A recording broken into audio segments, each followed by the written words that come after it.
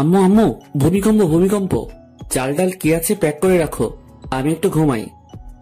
ও আম্মু, ভূমিকম্প। কি? ভূমিকম্প কোথায়? এখনই তো হলো, তুমি কই ছিলা? ওরে বান্দর, ভূমিকম্প আবার কখন হলো? খেয়াল করে দেখো, আবার শুরু হইছে। তোর মোবাইলে ভূমিকম্প হচ্ছে। কে করছে দেখো। আমি কেন তোর ফোন রিসিভ করব? এত সাধু সাজতে হবে না, আমি জানি তুমি আমার মোবাইল সবসময় চেক করো। তাহলে আজকে রিসিভ করছো না কেন?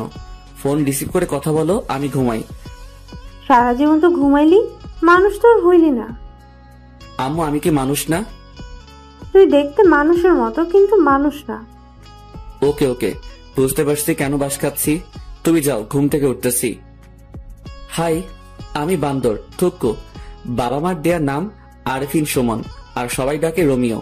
So I am mister Romeo. আর যার সাথে কথা বলছিলাম উনি আমার আম্মু।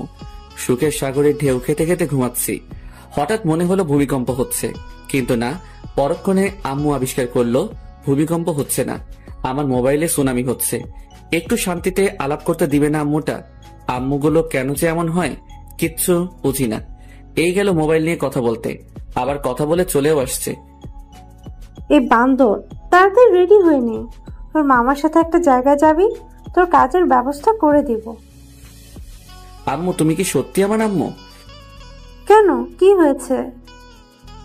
তুমি যদি আমার আম্মু হতে তাহলে বলতে, বাবা উঠে ফ্রেশ হয়ে নে, একটা জায়গায় যেতে হবে, তাড়াতাড়ি করে নাস্তা করে নে।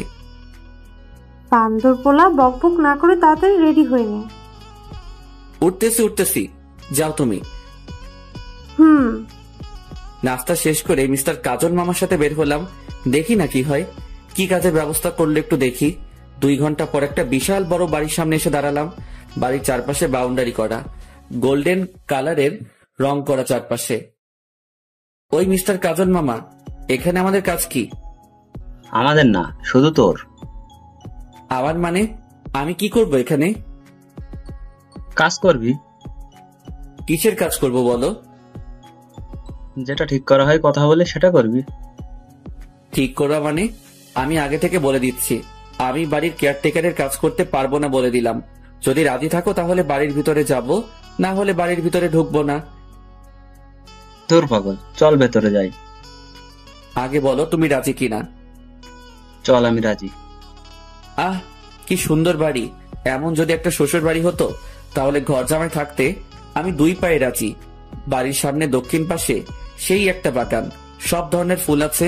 মনে হয় যত ফুল জন্মায় বাংলার মাটিতে সব ফুলের গাছ এই বাড়িতে।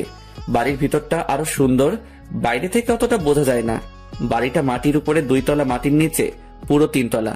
আমাদের বাড়ি থেকে 5 মিনিটের পথ সেখানেও একটা বাড়ি আছে, মাটির নিচে 3 তলা, মাটির উপরে 1 তলা। আরে মামু। ওই রোমিও, বস তো, আর দেখা লাগবে না। আরে মামু, বাড়িটা তো আগে দেখতে দাও। এত সুন্দর একটা বাড়ি, যদি এমন একটা শ্বশুর বাড়ি হতো। ওই চুপ কর, শ্বশুর বাড়ির চিন্তা করিস না, তাহলে চাকরিটা হবে না। চাকরি না হলে নাই, আমার তাতে কি? আমি তো। কাজল, কেমন আছো? জি ভালো আছি, আপনার খবর কি? এই তো ভালো। সাথে কি তোমার ভাগ্নে নাকি? জি, ওর কথাই বলেছিলাম আপনাকে। তা বাবা, কেমন আছো? জি আলহামদুলিল্লাহ ভালো। আপনি কেমন আছেন? এই তো ভালো। তা কি নিয়ে মামার সাথে কথা বলছিলা?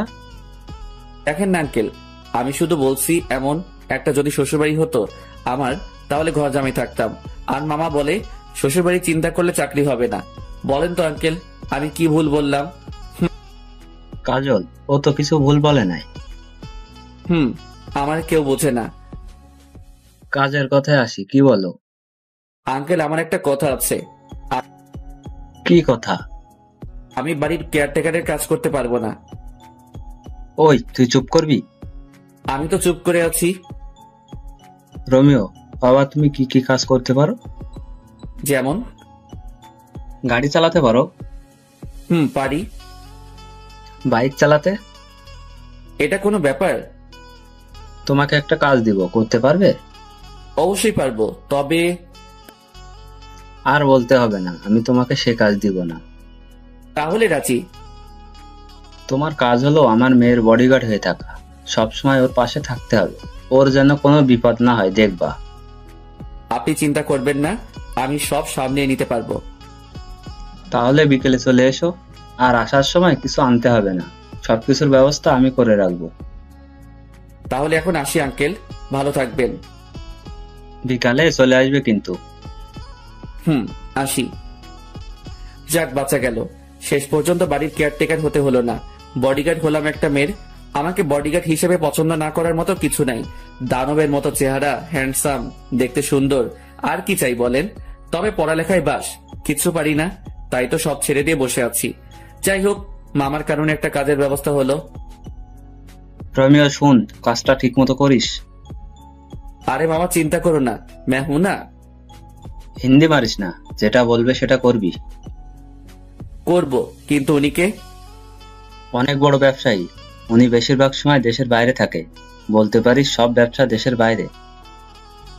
তো এখানে কে কে থাকে? ওনার একমাত্র মেয়ে, ওনার বউ, ওনার ভাই, ভাইয়ের বউ, ছেলে মেয়েরা থাকে। ও, চলো বাড়িতে যাই। বিকেলে কি তুমি আসবে আমার সাথে? না। ওকে, চলো এবার।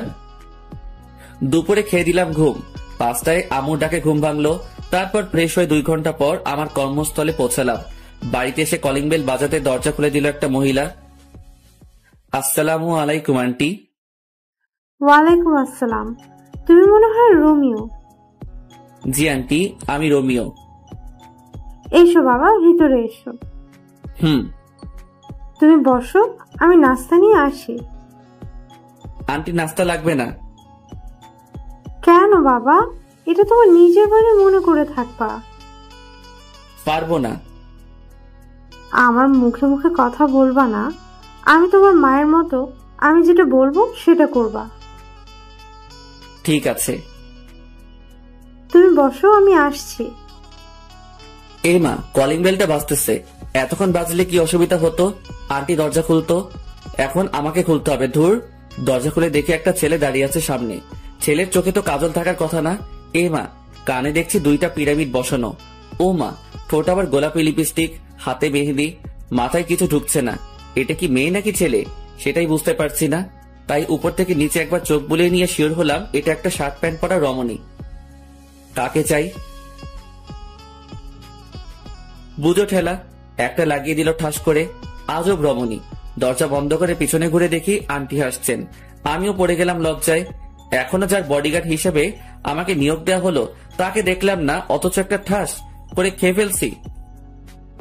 আন্টি, আপনি হাসছেন? আমি এখনো তাহারে দেখতে পেলাম না, যাহার জন্য বডিগার্ডের চাকরি পেলাম। এখন যার হাতে একটা খেয়েছো উনি সে। প্রথম দিনে একটা খেয়ে নিলাম, না জানি পরে কি হবে। ওকে কিন্তু তোমার সামলাতে হবে, পারবে তো? এই রোমিও পারে না এমন কোনো কাজ নেই আন্টি। চলো তোমার রুমটা দেখিয়ে দেই। চলেন। আন্টি, একটা কথা বলবো। বলো বাবা। আমাকে অন্য রুম দিলে হয় না? যেমন? বাড়ির কাজের লোকেরা যে নর্মাল রুমে থাকে তেমন রুমে থাকতে দিলে খুশি হতাম। এখানে থাকলে সমস্যা কি? আন্টি, কুকুরের পেটে যেমন ঘি হজম হয় না, আমার কপালেও এমন রুম সহ্য হবে না, তাই নিচে দিলে ভালো হয়। কিন্তু তোমার আঙ্কেল তো বলে গেছে তোমাকে যেন এই রুমে থাকতে দেয়। আমি আঙ্কেলকে বুঝিয়ে বলবো, আপনি অন্য রুমের ব্যবস্থা করেন। ঠিক আছে, তুমি এসো। গরিবের ছেলে হয়ে এত বড় বাড়িতে কাজ করছি, সেটা অনেক বড় কিছু আমার কাছে। যেই রুমে আমাকে থাকতে দিতে বলছে আঙ্কেল, সেই রুমে আমাদের পুরো পরিবার থাকতে পারবে। এত কিছু সহ্য হবে না। বেশি আরামে থাকতে গেলে পরে সবকিছু হারাম হয়ে যাবে। কথায় কথায় আন্টির থেকে নামটাও জেনে নিলাম। সালমা আক্তার জুলি। আমাকে যার জন্য নিয়োগ করা হয়েছে তার নাম সালমা আক্তার জুলি। অনেক রাগী বদমেজাজি একটা মেয়ে। আন্টি, একটা কথা বলবো? বলো, তবে পরবর্তীতে অনুমতি চাইবে না। আচ্ছা, ওনাকে উপরে দিলেন কেন? নিচে এত সুন্দর রুম থাকতে। ওর জন্য সব জায়গায় একটা করে রুম আছে, যেখানে ইচ্ছে সেখানে থাকে সে। ও, ঘোরাঘুরি করে বাড়িটা দেখতে দেখতে 10টা বেজে গেল। রুমে এসে বিছানায় শরীরটা এলিয়ে দিতেই ঘুম চলে আসলো। সেটা আর বেশিক্ষণ টিকলো না। আন্টি এসে খেতে ডাকলো। খাওয়ার কোনো ইচ্ছা ছিল না। আন্টির জোরাজোরিতে টেবিলে বসতে হলো। সবগুলো অপরিচিত মুখ আমার দিকে তাকিয়ে আছে। আন্টি সবার সাথে পরিচয় করিয়ে দিল। প্রায় 10 মিনিট হলো বসে আছি, এখনো কেউ খাওয়া শুরু করে নাই। সবাই ম্যাডামের জন্য অপেক্ষা করছে, তার আসার নাম নেই। আর এইদিকে এই কানন মেয়েটি আমার দিকে তাকিয়ে আছে, অস্বস্তি লাগছে। এই মাইয়া কি কোনোদিন ছেলে দেখে নাই? হা করে তাকিয়ে আছে। না, আর না, কিছু একটা করতে হবে। এই যে হা করে আছেন কেন? মশা ঢুকবে। হা হা হা, রোমিও ভাই ঠিকই বলেছেন। রোমিও ভাই বলবেন না, ভাইটা বাদ দেন। আচ্ছা ঠিক আছে। আমাকে পচানো হচ্ছে, তাই না? এখানে পচানোর কি আছে? যেটা সত্যি সেটা বললাম।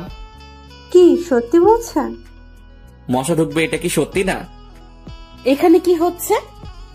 সবাই চুপ। সবাই চুপ করে আছে, কারণ জুলি ম্যাডাম আসছে। কাকে কি বলবে তার কোনো ঠিক নাই, তাই সবাই চুপচাপ বসে আছে। আর ওই মাইয়াটা আমার দিকে তাকিয়ে আছে। মা, এই ছেলেটা এখানে কেন? ও রোমিও, আজ থেকে এখানে থাকবে। তোর জন্য তো নিয়োগ করা হয়েছে। আমার জন্য মানে? ও কি আমার বডিগার্ড নাকি? হ্যাঁ। আমি তোমাদের অনেকবার বলেছি আমার কোনো বডিগার্ড লাগবে না। ও সবার সাথে এখানে কেন? ও আমাদের সাথে একসাথে খাবে প্রতিদিন। এটা আমার শেষ কথা। এটা যদি তোমার শেষ কথা হয় তাহলে এটাও শুনে রাখো, আমি তোমাদের সাথে বসবো না খেতে। আন্টি বাদ দেন, আমাকে নিয়ে আপনাদের মধ্যে অশান্তি হোক সেটা চাই না। আমার এমনিতে খেতে ইচ্ছে করছে না, আমি বরং রুমে যাই। আপনারা খাওয়া শুরু করেন। দরকার কি আমাকে নিয়ে মা মেয়ের সম্পর্কে ফাটল ধরানোর? তাই উঠে চলে আসলাম। এখন থেকে বুঝতে পারছি এই মেয়ের বডিগার্ড থাকতে হলে আমাকে অনেক কিছু সহ্য করতে হবে। এসব ভাবতে ভাবতে কখন ঘুমিয়ে পড়েছি মনে নেই। সকাল 6টায় মোবাইলে কাউয়ার ডাকে ঘুম ভাঙলো। মোবাইলে অ্যালার্ম টোন দিছি, কাউয়ার ডাক। হা হা হা হা। উঠে শুরু করলাম দৌড়। দৌড়ানো শেষ করে আস্তে আস্তে অন্য ব্যায়াম শেষ করে 8টায় রুমে ঢুকলাম। রুমে ঢুকে দেখি কানন কি যেন খুঁজতেছে। এই যে কি খোঁজা হচ্ছে শুনি? না, কিচ্ছু না। তাহলে সকাল সকাল আমার রুমে কি? ইচ্ছে করছিল আপনাকে দেখতে। বাইরে থেকে যখন দেখলেন রুমে কেউ নেই, তাহলে ঢুকলেন কেন? এত কৈফিয়ত দিতে পারবো না, ইচ্ছে হলো তাই ঢুকছি। তাছাড়া এত জিম করে কি হবে? এমনি মেয়েরা লাইন ধরে থাকবে। আপনার কথা শেষ হলে আসতে পারেন, আমি চেঞ্জ করব। একটু পরে আবার ডিউটি শুরু হবে। চেঞ্জ করেন, কে বারণ করছে? আপনার সামনে করব নাকি? করলে ক্ষতি কি? বের হতে বলছি, বের হন। না, আমার সামনে চেঞ্জ করতেই হবে। কি বেয়াদব মেয়েরে মাইরি। কি হলো? চেঞ্জ করেন। আন্টি, কাউকে ডাকতে হবে না, যাচ্ছি আমি, পরে আবার আসবো। এই বলে দৌড়ে চলে গেল। দেখলেন তো পাঠকগণ, কি লুইচ্চা বেয়াদব ফাজিল মাইয়া। ফ্রেশ হয়ে নাস্তা করে দাঁড়িয়ে আছি জুলি ম্যাডামকে নিয়ে। ভার্সিটিতে যেতে হবে, অনার্স প্রথম বর্ষে পড়ছে। ওনার সামনে আমি হাঁটছি, বাইরে গাড়ি রেডি করা আছে। গিয়ে দরজা খুলে দিলাম, ভিতরে ঢুকে বসে পড়লো। আমি আল্লাহর নাম নিয়ে গাড়ি চালানো শুরু করলাম। 35 মিনিট পর গাড়ি নিয়ে ভার্সিটির গেটে পৌঁছালাম। ম্যাডাম, গাড়ি কি ভিতরে নিয়ে যাব? তুই জানিস না। ম্যাডাম, আমাকে তো কিছু বলা হয়নি তাই। চুপ, তুই আমাকে কোনো প্রশ্ন করবি না, শুধুমাত্র উত্তর দিবি, না হলে তোরে বিদায় করে দেব। শালার অহংকার, এত অহংকার কি করে জন্ম নিল? সামান্য একটা কথা তো জানতে চাইছি, আর কিছু তো আর না, তার জন্য এমন করতে হবে নাকি? গাড়িটা ভিতরে ঢুকিয়ে একটা ছায়াময় গাছের নিচে রাখলাম। ম্যাডাম নেমে কয়েকটা মেয়ের সাথে ক্লাসে চলে গেল। আমি এখনো ভিতরে বসে আছি, একবারও নামতে হয়নি। কালকে পর্যন্ত ম্যাডামের অন্য একটা বডিগার্ড ছিল, আজ থেকে আমি হলাম। ও কেন চলে গেল জানি না।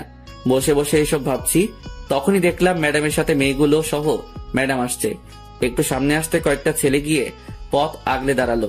ম্যাডামকে দেখছি ভয় ভয় চোখে চারিদিকে তাকাচ্ছে। তখন মনে হলো, আরে আমাকে তো ওনার জন্য নিয়োগ দেওয়া হলো।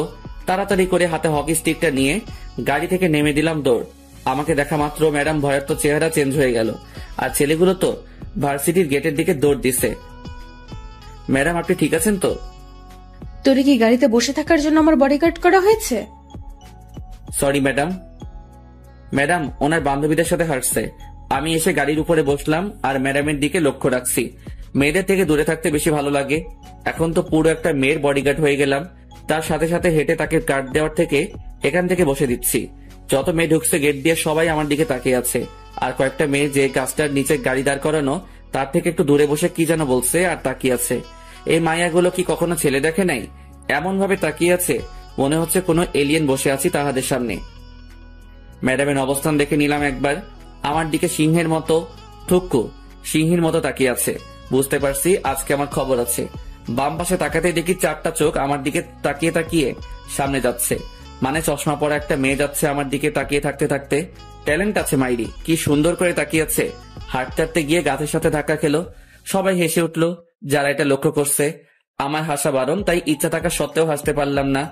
বেচারির জন্য কষ্ট হচ্ছে। সবার সামনে পড়ে গেল, তাও আমাকে দেখতে দেখতে। প্রথম দিন শেষ হলো আরো নানা ধরনের কাহিনীর মাধ্যমে। বাড়িতে এসে ফ্রেশ হয়ে খেয়ে দিলাম একটা ঘুম। 6টায় উঠলাম ঘুম থেকে। আন্টি ডাক দিল ওনাদের সাথে আড্ডা দিতে। কেমন কাটলো প্রথম দিন? আর বলবেন না আন্টি, একটু হাসতে পারি নাই। কেন হাসতে পারেন নাই? বডিগার্ড তো তাই। কাহিনী কি সেটা বলেন। পুরো কাহিনীটা বললাম। সবাই হাসতে হাসতে শেষ। আন্টি আঙ্কেল কোথায়? উনি তো বিকালের ফ্লাইটে চলে গেছে। কেন? আন্টি আমাকে যদি কাজগুলো ভালোভাবে বুঝিয়ে দিতেন তাহলে ভালো হতো। কিছু বলে দিতে হবে না, তুমি সব সময় ওর পাশাপাশি থাকবে। ও যেখানে যাবে সেখানে যাবে। ও বারণ করার পরও তোমাকে তোমার দায়িত্ব পালন করতে হবে। আমার দায়িত্ব আমি যথাযথভাবে পালন করব। আমার মেয়েটার যেন কোনো ক্ষতি না হয়, তবে নিজের দিকেও খেয়াল রেখো। দোয়া করবেন আন্টি। কিছুক্ষণ আড্ডা দিয়ে বাইরে বের হলাম। নতুন এলাকা একটু রাতে ঘুরে দেখতে প্রায় 10টা বাজলো। বাড়িতে এসে কলিং বেল বাজানোর সাথে সাথে দরজা খুলে দিল কানন। কি মশাই, কোথায় ছিলেন? আপনাকে বলবো কেন? রমিও বাবা কি হলো, ভেতরে আসো। জি আন্টি আসছি। ফ্রেশ হয়ে খেতে বসলাম। ম্যাডাম আসছে না। আন্টির কাছে জানতে চাইলে আন্টি বলে ওনার জন্য খাবার পাঠিয়ে দেওয়া হয়েছে। খাওয়া শেষ করে ঘুম দিলাম। পরের দিন ঘুম থেকে উঠে প্রতিদিনের কাজগুলো শেষ করে নাস্তা করে বসে আছি। ম্যাডাম আসলে ভার্সিটির দিকে রওনা দিব। এই তো ম্যাডাম আসছে। গাড়ির দরজা খুলে দিলাম। ম্যাডাম ঢুকলো, সাথে আসছে কানন। দরজা বন্ধ করেন কেন? আমি যাব। আপনি কোথায় যাবেন? আরে আমরা সেম ইয়ার। ও দরজা খুলে দেন। আপনি নিজে খুলে ঢুকেন। জুলিকে বলবো নাকি? খুলে দিচ্ছি তো। শালার কপাল, কেন যে বডিগার্ডের চাকরি করছে আল্লাহ জানে। কখন যে ভার্সিটিতে এসে পড়ছি মনে করতে পারছি না। ম্যাডাম আর কানন নেমে চলে গেল। আজকেও দেখছি ছেলেগুলো পথ আগলে দাঁড়ালো। আজ এদের খবর আছে। স্টিকটা হাতে নিয়ে এগিয়ে গেলাম আর সব কয়টাকে ইচ্ছে মতো পিটালাম। তারপর একটা গাড়ি এসে ওদেরকে নিয়ে গেল। ম্যাডাম আর কানন আর কালকের মেয়েগুলো সবাই ক্লাসে চলে যায় আর আমি প্রিন্সিপালের রুমের দিকে পা বাড়ালাম। 30 মিনিট কথা বলার পর স্যার রাজি হলো। কথা বলছিলাম ম্যাডামের জন্য। ওনার বডিগার্ড হলাম মাত্র 2 দিন হলো। এর মধ্যে 2বার বিপদের মুখে পড়লো, তাই আর কোনো রিস্ক নিতে চাইলাম না। স্যারের সাথে কথা বলে অন্য সব স্যার ম্যাডামের সাথে আলোচনা করে সিদ্ধান্ত হলো যে ম্যাডামের সাথে ক্লাসে আমিও থাকবো। পরদিন ম্যাডাম আর কানন ক্লাসে যাওয়ার পর আমি গাড়িটা একটা গাছের নিচে রেখে ক্লাসরুমে প্রবেশ করলাম।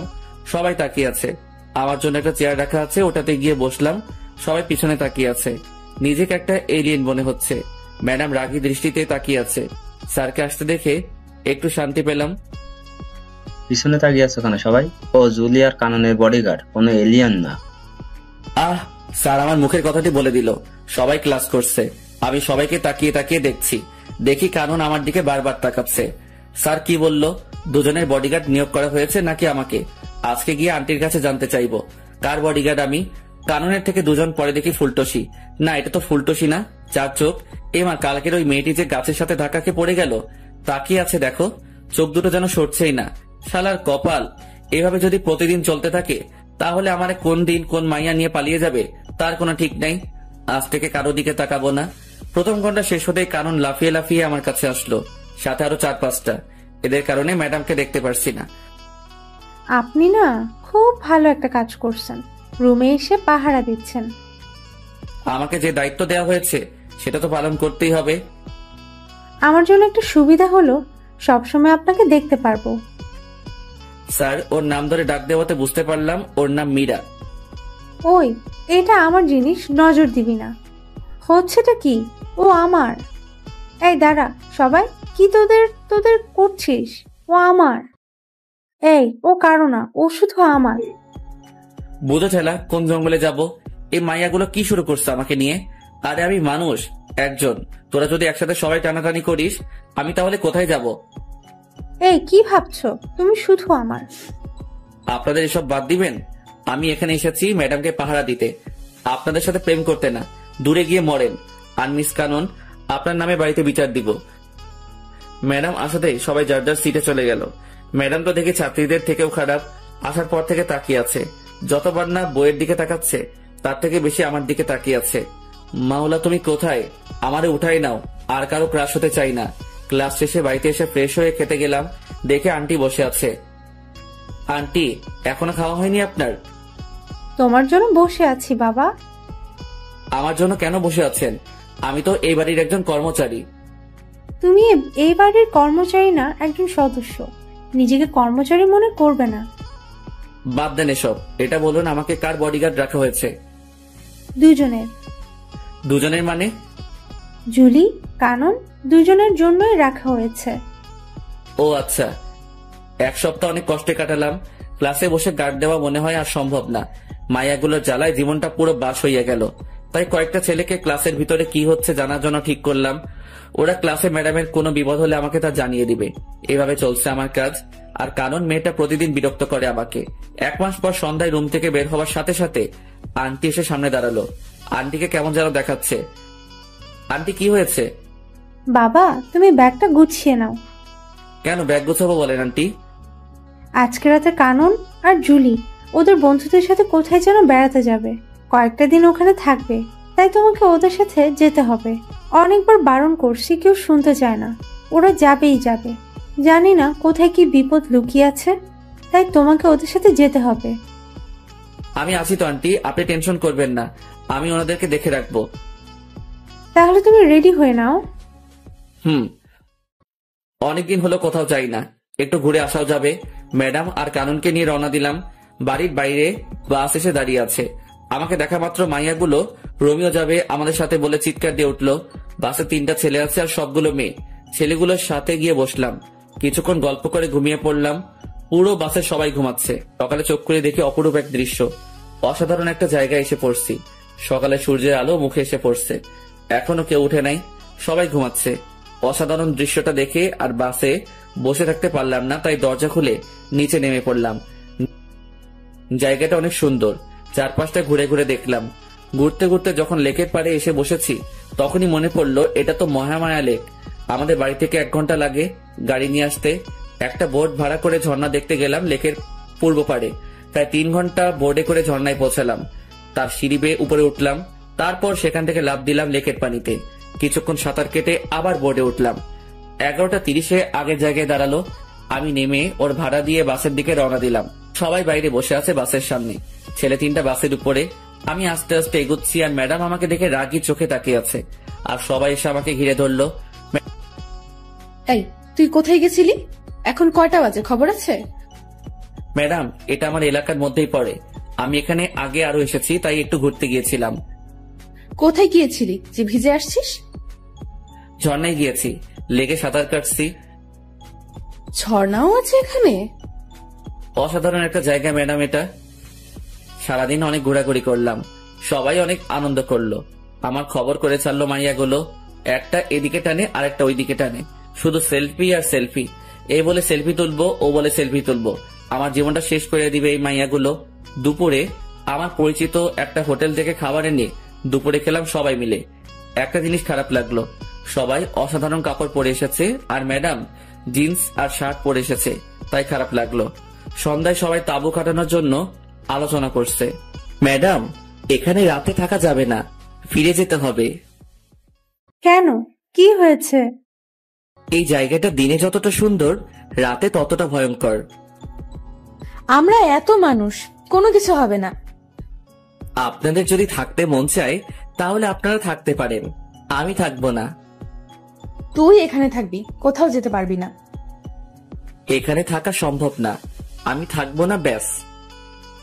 কোথায় যাবি? আমি আমার বাড়িতে চলে যাব। তুই আমার বডিগার্ড, আমি যা বলবো তাই করবি। আমি এক্ষুনি আন্টির সাথে কথা বলবো। আন্টি যা বলবে তা করব। Hello aunty. কি হয়েছে বাবা? আন্টি, এখানে থাকার কোনো জায়গা নেই। ম্যাডাম বলছে এখানে তাঁবু খাটাতে, কিন্তু জায়গাটা খুব খারাপ। সন্ধ্যার পর একটা মানুষের চিহ্ন থাকে না। এখন কি করব? আমি পারবো না এখানে থাকতে। তুমি কি জায়গাটা চিনো? আমাদের এখানে জায়গাটা। তুমি মোবাইল দাও জুলিকে। মাথা খারাপ নাকি? জীবনেও তো থাকবো না এখানে রাতে। এই জায়গায় যে থেকেছে রাতে সেই মরেছে। আমি বাবা এসবের মধ্যে নাই। এখনো বিয়ে করি নাই। বিয়ের আগে আমি পরলোক গমন করতে চাই না। কত স্বপ্ন ছিল, একটা বিয়ে করব, একটা ফুটবল টিমের বাবা হব। হে খোদা, আমি উপরে যেতে চাই না।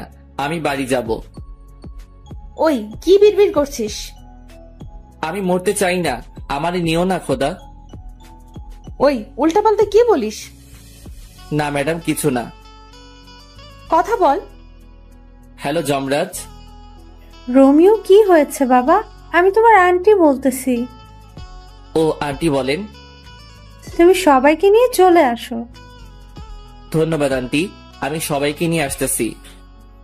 সাবধানে এসো। ওই ড্রাইভার ভাই, তাড়াতাড়ি বাস চালু করো।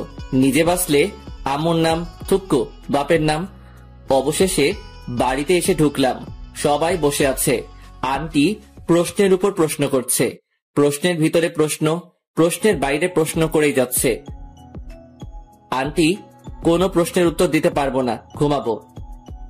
সেই একটা ঘুম দিলাম। সকালে উঠে প্রতিদিনের কাজ শেষ করে বাড়িতে আসার সাথে সাথে আন্টি আবার শুরু করলো। রোমিও বাবা, ওখানে কি হয়েছে? কিছু হয়নি আন্টি। তাহলে ফিরে আসলে কেন?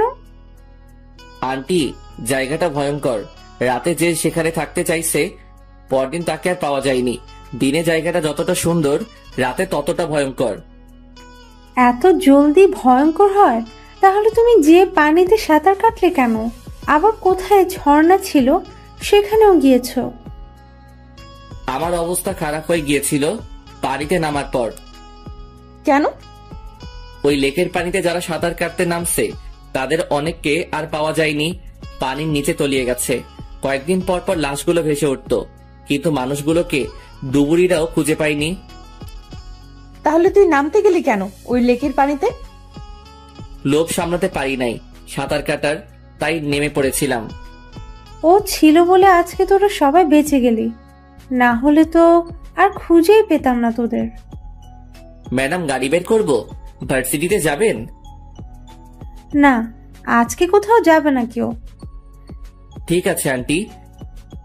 2 দিন পর সকালে ব্যায়াম করে রুমে ঢুকে দেখি কানন বসে আছে। এই মাইয়া এখানে কেন? কি চাই আপনার? তোমাকে চাই রোমিও। আমি আমার কারো হতে পারবো না। তোমাকেই যে আমার হতে হবে। মাথা খারাপ করবেন না, জানতো। রিলেশন শুরু হওয়ার আগে জান বলে ডাকছো? এত বেশি বুঝেন কেন? আপনাকে যেতে বলছি এখান থেকে। আমি যাব না। কি করবা? বাইরে যাবেন নাকি আপনার আম্মুকে ডাকবো? ডাকো। আপনার আম্মুকে কি বলে ডাকবো বলেন তো? আমি তো জানি না। জানো না কেন? বিয়ে করি নাই তো, তাই সম্পর্কের প্যাচগুলো বুঝি না। বিয়ে করে ফেলো। বিয়ের কথা পরে আসবে, আগে বলেন আপনার আম্মুকে কি বলে ডাকবো? শাশুড়ি মা বলে ডাকবে। তাহলে ডাকি। শাশুড়ি মা। আরে আরে, কি করো? আন্টি বলে ডাকবা। এবার বাইরে যান, আমি ফ্রেশ হব। ভার্সিটি যাবেন না? যাবো তো। তাহলে গিয়ে রেডি হয়ে নিন, আমিও রেডি হয়ে নেই। আমি এখানে থাকবো। আরে আপনি যাবেন নাকি আন্টিকে ডাকবো? ডাকো, দেখি পারো কিনা। আন্টি। কেউ সাড়া দেয় নাই তো? না। দিবেও না। কেন? সবাই তো উপরে। কি হয়েছে রোমিও? আন্টি ওনাকে নিয়ে যান, আমাকে রেডি হতে দিচ্ছে না। সব সময় এমন করে, ওনার নির্যাতন সহ্য করতে পারছি না। ওই কানন, বের হও বলছি। দেখে নিব তোমারে।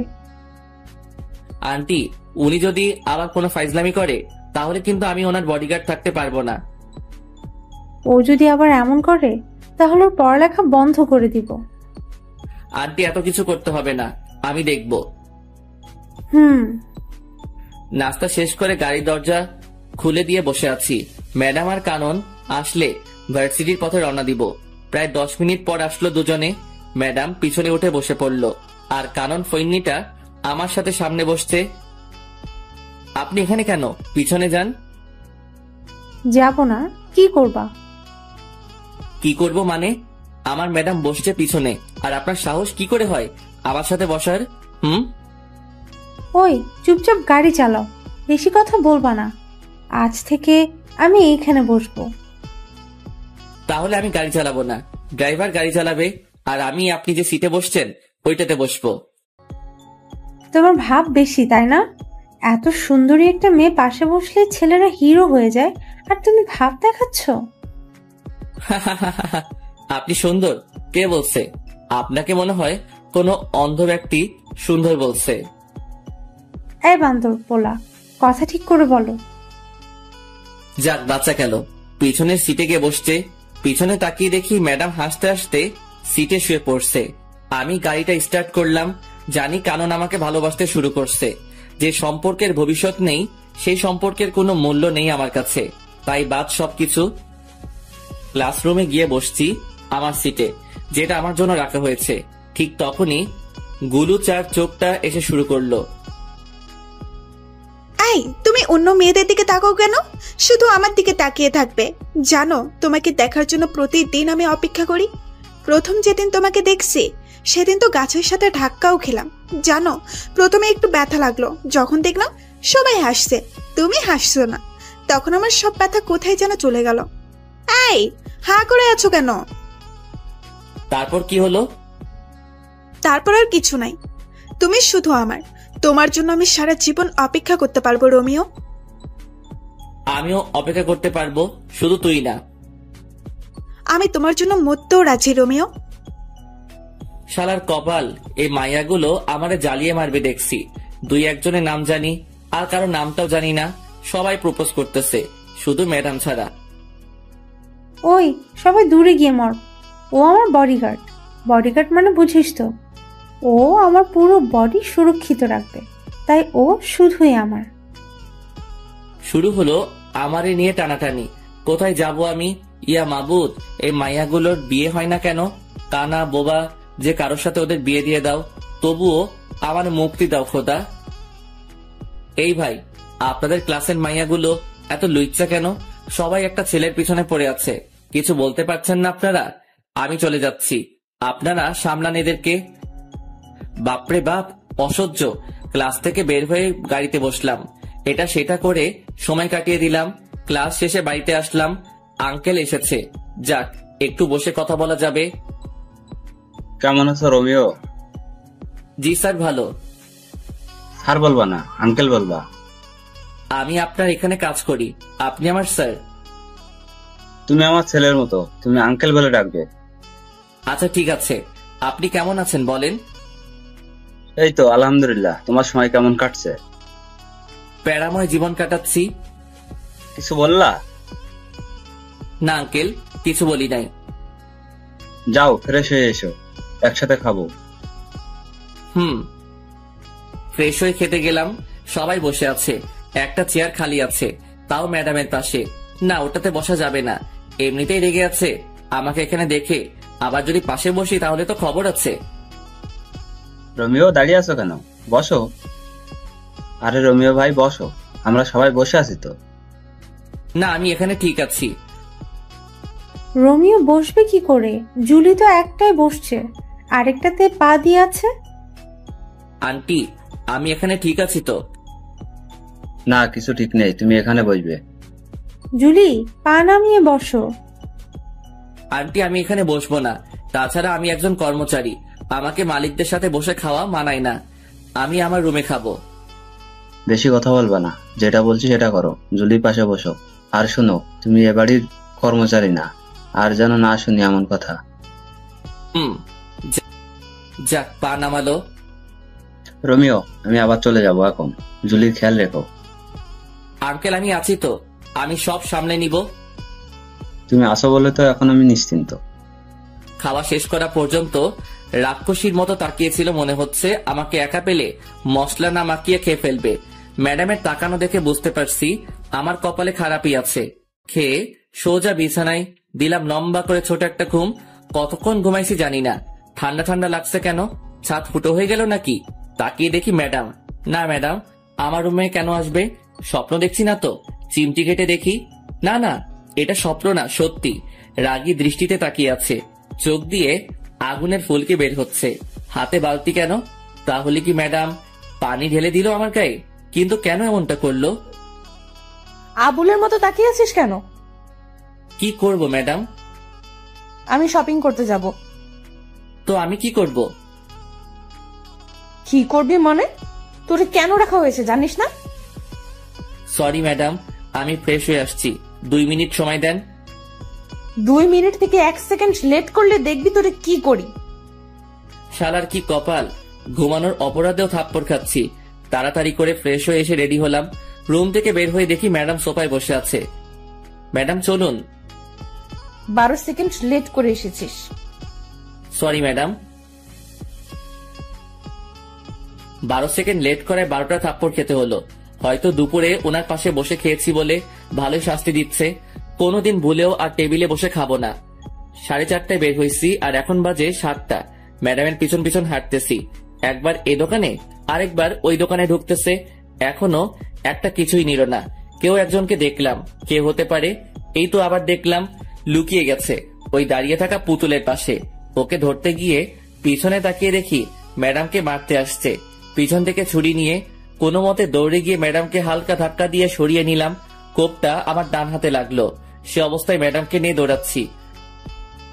শপিং মলের অনেক ভিতরে চলে গিয়েছিল, তাই গাড়ির কাছে যেতে সময় লাগছে। বাম হাতে ম্যাডামকে শক্ত করে ধরে রেখে দৌড়াচ্ছি। ম্যাডাম চিৎকার করে উঠছে। তাকিয়ে দেখি ম্যাডামকে ছুরি মেরে দিচ্ছে। টেনে সামনে নিয়ে আসলাম। ছুরিটা আমার বাম হাতে ঢুকে গেছে। সামনে মানুষের ভিড়ে যেতে একটু কষ্ট হচ্ছিল। তখন পিছন থেকে একটা কোপ খেলাম। আর একটু এগিয়ে যাওয়ার পর ম্যাডাম পড়ে গেল। টেনে তুলে দেখি দাঁড়াতে পারছে না, তাই কোলে তুলে নিয়ে দৌড় শুরু করলাম। একটু দৌড়ানোর পর আর পারছি না কোলে তুলে রাখতে, তাই পিঠে নিয়ে দিলাম দৌড়। কোনো মতে গাড়ির দরজা খুলে ম্যাডামকে ঢুকিয়ে দিলাম। তখন খেয়াল করলাম ম্যাডামের দিকে। ম্যাডাম আজকে কালো জিন্সের সাথে সাদা একটা শার্ট পরছিল। শার্টটা পুরো লাল হয়ে গেছে রক্তে। তাহলে কি আমি ম্যাডামকে রক্ষা করতে পারলাম না? গাড়ির দরজা লাগিয়ে দিয়ে গাড়ি চালাচ্ছি। গাড়িটা চালাতে খুব কষ্ট হচ্ছে, হাতে ব্যথা করছে, রক্ত ঝরে সবকিছু লাল হয়ে যাচ্ছে। অবশেষে বাড়িতে ঢুকলাম, গাড়ি দাঁড় করিয়ে দরজা খুলে দিলাম। ম্যাডাম নেমে আসতে পারছে না। কোলে নিয়ে নিলাম ম্যাডামকে। তারপর দরজার সামনে গিয়ে কলিং বেল চাপ দিলাম। আন্টি দরজা খুলে আমাদের দুজনের গায়ে রক্ত দেখে কেঁদে দিছে। আন্টির কান্না শুনে কানন, হাসিব আন্টি ও বাড়ির অন্য কর্মচারীরা ছুটে এসেছে। ম্যাডামকে সোফায় বসিয়ে দিলাম। আন্টি শুধু প্রশ্ন করেই যাচ্ছে, কি হয়েছে, কে করেছে ইত্যাদি আরো। আমার কোনো খবর নেই। আমি ম্যাডামের দিকে তাকিয়ে আছি। একটা কথা শুধু মাথায় ঘুরছে, তখন আমি কিসের বডিগার্ড হলাম? আমি আমার ম্যাডামকে রক্ষা করতে পারি নাই। আমি কি করছি এটা? হঠাৎ করে আমি নিচে পড়ে যাই, আর কোনো কিছু মনে নাই আমার। কখন জ্ঞান ফিরলো জানি না। জ্ঞান ফেরার পর দেখি সবাই আমার দিকে তাকিয়ে আছে। আমি হাত দুইটা নাড়াতে পারছি না একটুও। এই তো জ্ঞান ফিরেছে, আমাকে এবার যেতে হবে, রাত তো অনেক হয়েছে। আন্টি ম্যাডাম কোথায়? উনি ঠিক আছে তো?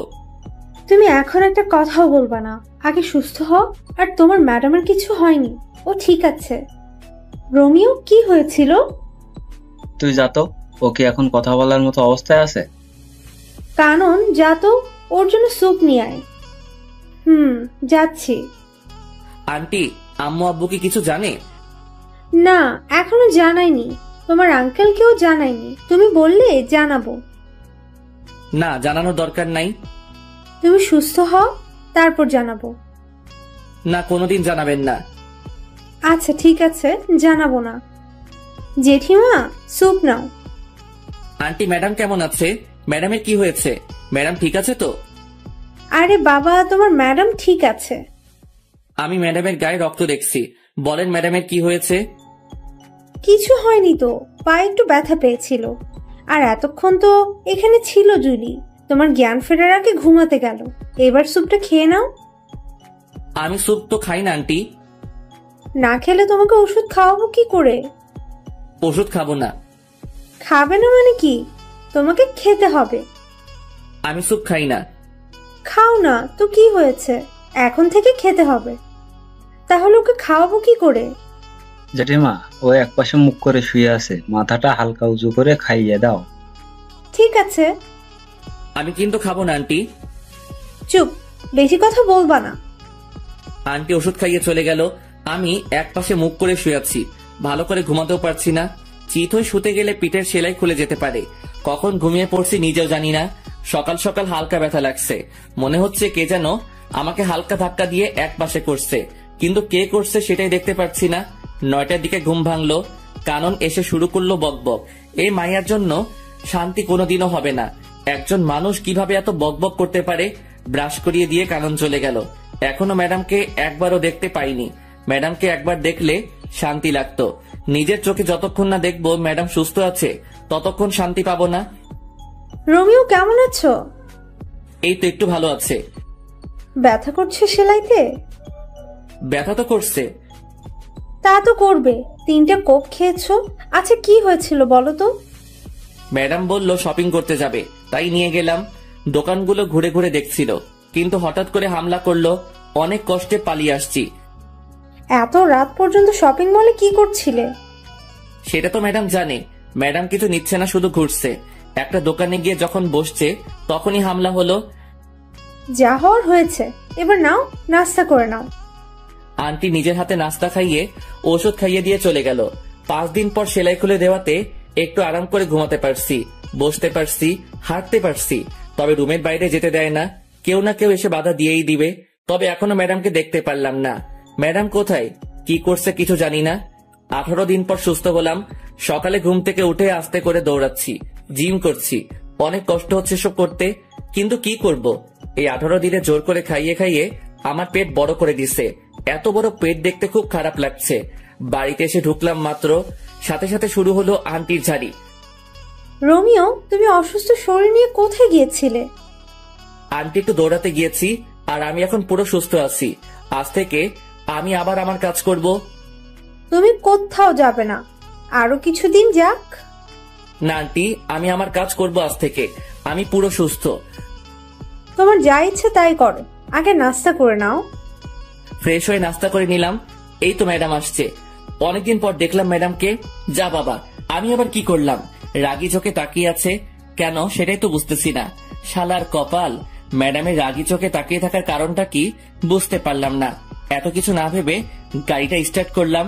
গাড়িটা প্রতিদিনের মতো গাছের নিচে রেখে ক্লাসে গিয়ে বসলাম।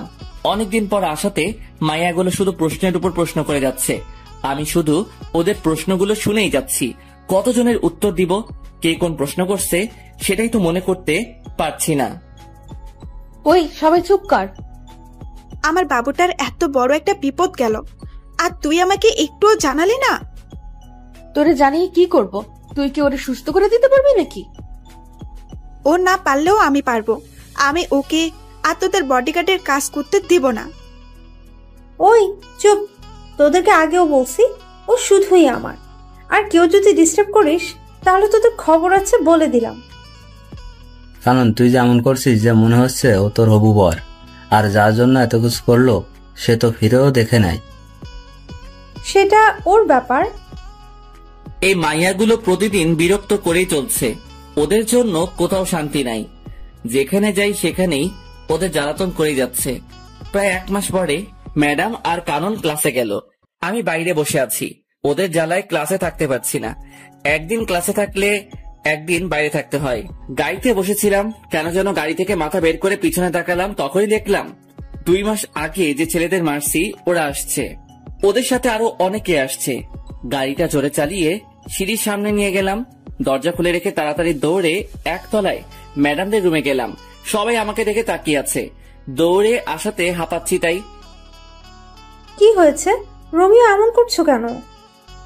তাড়াতাড়ি চলেন। আরে কোথাও যাব সেটা তো বলবে। এত সময় হাতে নেই। ম্যাডাম আর কারণের হাত ধরে দৌড় দিলাম। ওদেরকে উপরে আসতে দেখে অন্যদিকে গিয়ে অন্য সিঁড়ি দিয়ে নেমে পড়লাম। তারপর গাড়িটা চালানো শুরু করলাম। ওরাও গাড়ি নিয়ে তাড়া করলো, কিন্তু ধরতে পারে নাই। তাই এবার আর কোনো বিপদ হলো না। ওরার উপর কেন এত হামলা হচ্ছে সেটাই বুঝতে পারছি না। কি চাই ওরা, কিছুই তো বুঝলাম না। বাড়িতে এসে দেখে আঙ্কেল এসেছে। আসসালামু আলাইকুম আঙ্কেল। ওয়ালাইকুম আসসালাম। বাবা কেমন আছে? এই তো আঙ্কেল, আপনাদের দোয়ায় ভালো আছি। আপনি কেমন আছেন? আমিও ভালো আছি। তা তোমার কাজ কাম কেমন চলছে? জি ভালো। ভালোভাবে করো আর নিজের খেয়াল রেখো। আঙ্কেল একটা কথা বলার ছিল। কি বলবা বলো। না আঙ্কেল কিছু না। কে হামলা করে ম্যাডামের উপর সেটা জানতে চাইছিলাম। এটা জানতে চেয়ে যদি পরে কিছুদিন আগে ঘটে যাওয়া বিষয়টা যদি সামনে চলে আসে, থাক বাবা, কেঁচো খুঁজতে গিয়ে সাপ বের করার কোনো ইচ্ছে নেই। রোমিও কি ভাবছো? কিছু না আঙ্কেল। তোমার দুই হাতে কাটার দাগ কেন? আগে তো কোনোদিন দেখি নাই। আঙ্কেল তেমন কিছু না, পড়ে গিয়ে কেটে গেছে। তুমি কি আমাকে বোকা পাইছো? আমি দেখেছি অনেকটা কেটেছে। এটা পড়ে গিয়ে হয়নি। কি হয়েছে বলো তো? আঙ্কেল কিছু না, ফ্রেশ হয়ে আসি আমি। সত্যি করে বলো কি হয়েছে। আমি বলছি কি হয়েছে। Aunty please. রোমিও চুপ করো, আমাকে আজকে বলতে হবে। আন্টি। কোনো কথা বলবা না রোমিও, আমাকে বলতে দাও। আর আজকেও যে হামলা করতে চেয়েছিল, রোমিওর জন্য পারে নাই। ও দুজনকে নিয়ে পালিয়ে আসছে। আন্টি সবটাই যখন বলে দিলেন তাহলে এটা বলেন এসবের পিছনে কে আছে? বাবা, আমাদের চারিদিকে অনেক শত্রু, ওরা এসব করেছে। আঙ্কেল আমি ফ্রেশ হয়ে আসি। যাও, আমি অপেক্ষা করছি। আঙ্কেল আপনারা খেয়ে নিন, আমি খাবো না। কেন বাবা? আমার খেতে ইচ্ছে করছে না, আমি ঘুমাবো একটু। আপনারা খেয়ে নিন। কি আর করা, তবে রাতে একসাথে খাবো। সেটা তখন দেখা যাবে। রুমে এসে ফ্রেশ হয়ে দিলাম সেই একটা ঘুম। 6টার সময় ঘুম থেকে উঠে ফ্রেশ হয়ে একটু ঘোরাঘুরি করে বাসায় আসলাম।